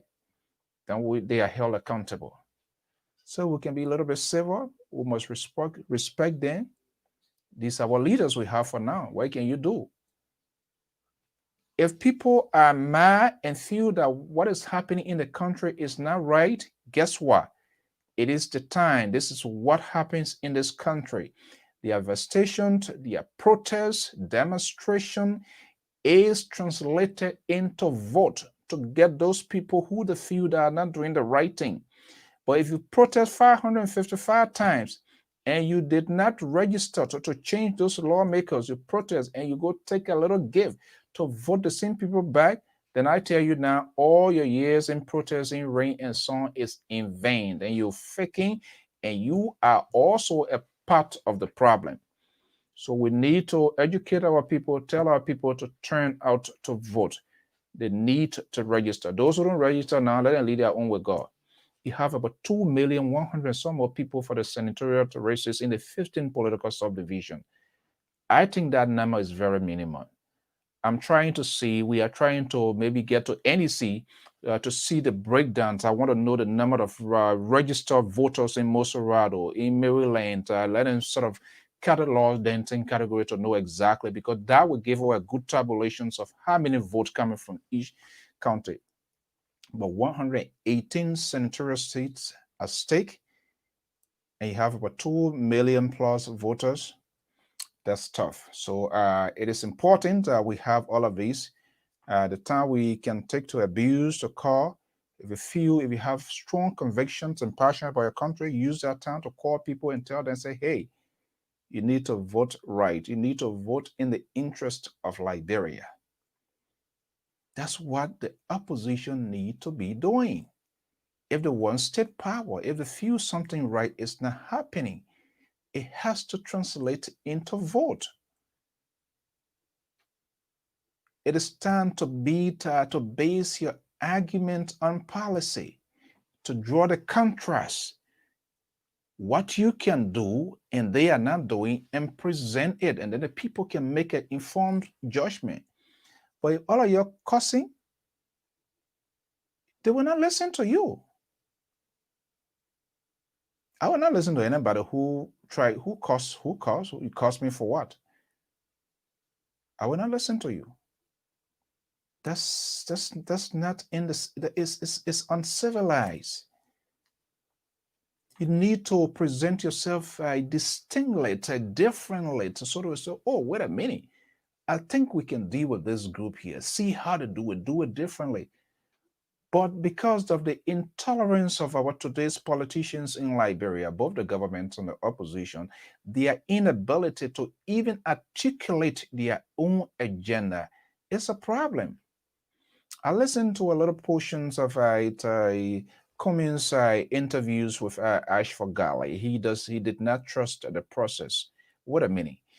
If for anything you have apprehensions about the process and you are going to participate in the process that you feel is not trusted, why are you in the first place taking part? I don't agree with him. This is the lack of leadership. That's part of it. So I want to give Siata Napoli, the senatorial candidate for Mosorado, who is out of the race because of her apprehension. She felt that the voter roll, for the part I listened to, he said the voter roll is not comprehensive, it's not clean, even though ECOWAS people came in.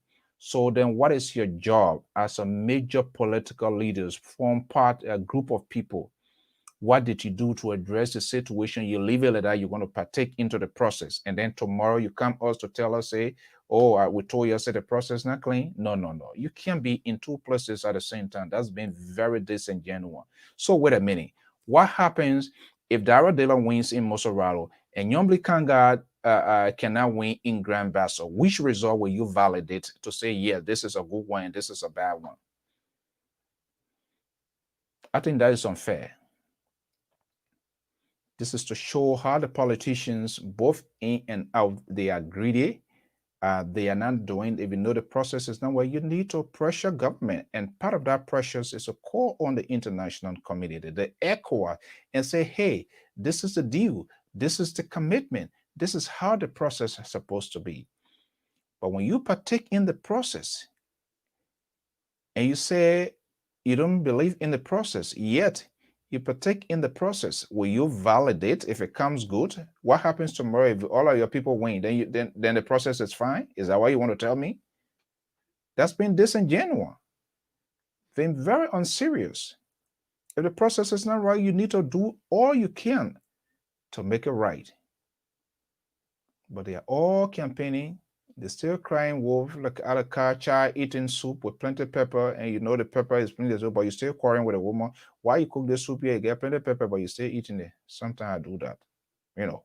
But hey, we all have to make the process credible.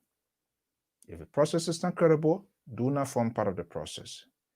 As long you partake in the process, it means you trust the process, you believe in the process. Anything comes out of that, you have to live with it. Simple as it is. That's how I see it. And that's why some of us took a definitive position that these elections, there are a lot of things at stake, and so we do not believe in it. However, the will of the people must prevail.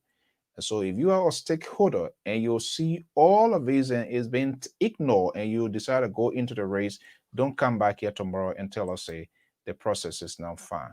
Until then, folks, have a pleasant evening. That's just a food of thought this evening. It was great hanging out with you. And I hope that we will be back here tomorrow at the same time, same station. For those of you who support the CDC, the opposition is at your own volitions. It's good to take side in politics, but I think if you are supporting your candidate by this time, all you're supposed to be talking now is the policy, what your candidate is going to be doing, what your party is going to be doing. Instead of taking 1 hour, 2 hours talking about the other person wearing pink shoe and the other person wearing blue shoe, that's not the point. The electors are not sophisticated. We have to be tolerant and have that sort of genuine conversation.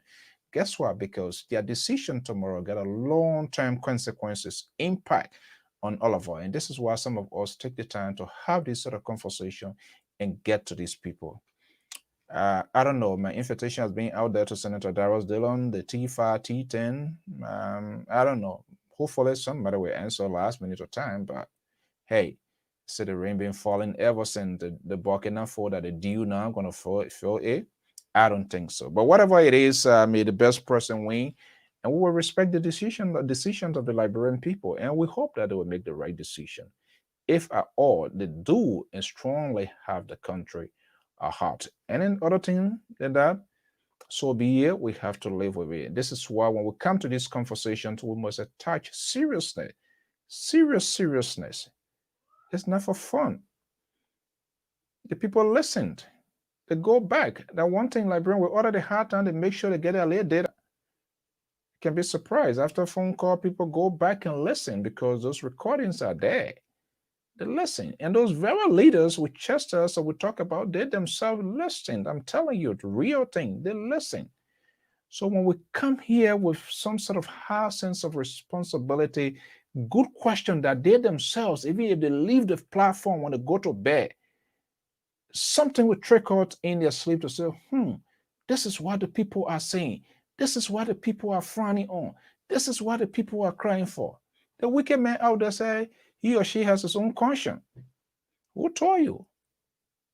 We shouldn't give them chance to escape. We shouldn't give them chance to get away. We must open up and listen to them and ask rational, good questions that will scratch their head, that it will be troubling to them. That yes, their citizens, their people are holding them accountable. If we do that, believe me or not, they will change. You know, they get a saying, there's no bad bush for a child. Liberia is our country, is our child. Will we leave Liberia you will leave Liberia and go live Ghana? Even you go there, I don't care how you live. Your home is your home. So if all of us, you and myself and us, cannot get it fixed, Nigeria men will not come and make a fix. They will just come there, they will be in transit and get what they can get and go back to their home, whatever time, as long they get enough. This is why when it comes to Liberia, some of us try to put all to have a conversation for the good of our country. Until then, have a pleasant evening. Bye-bye.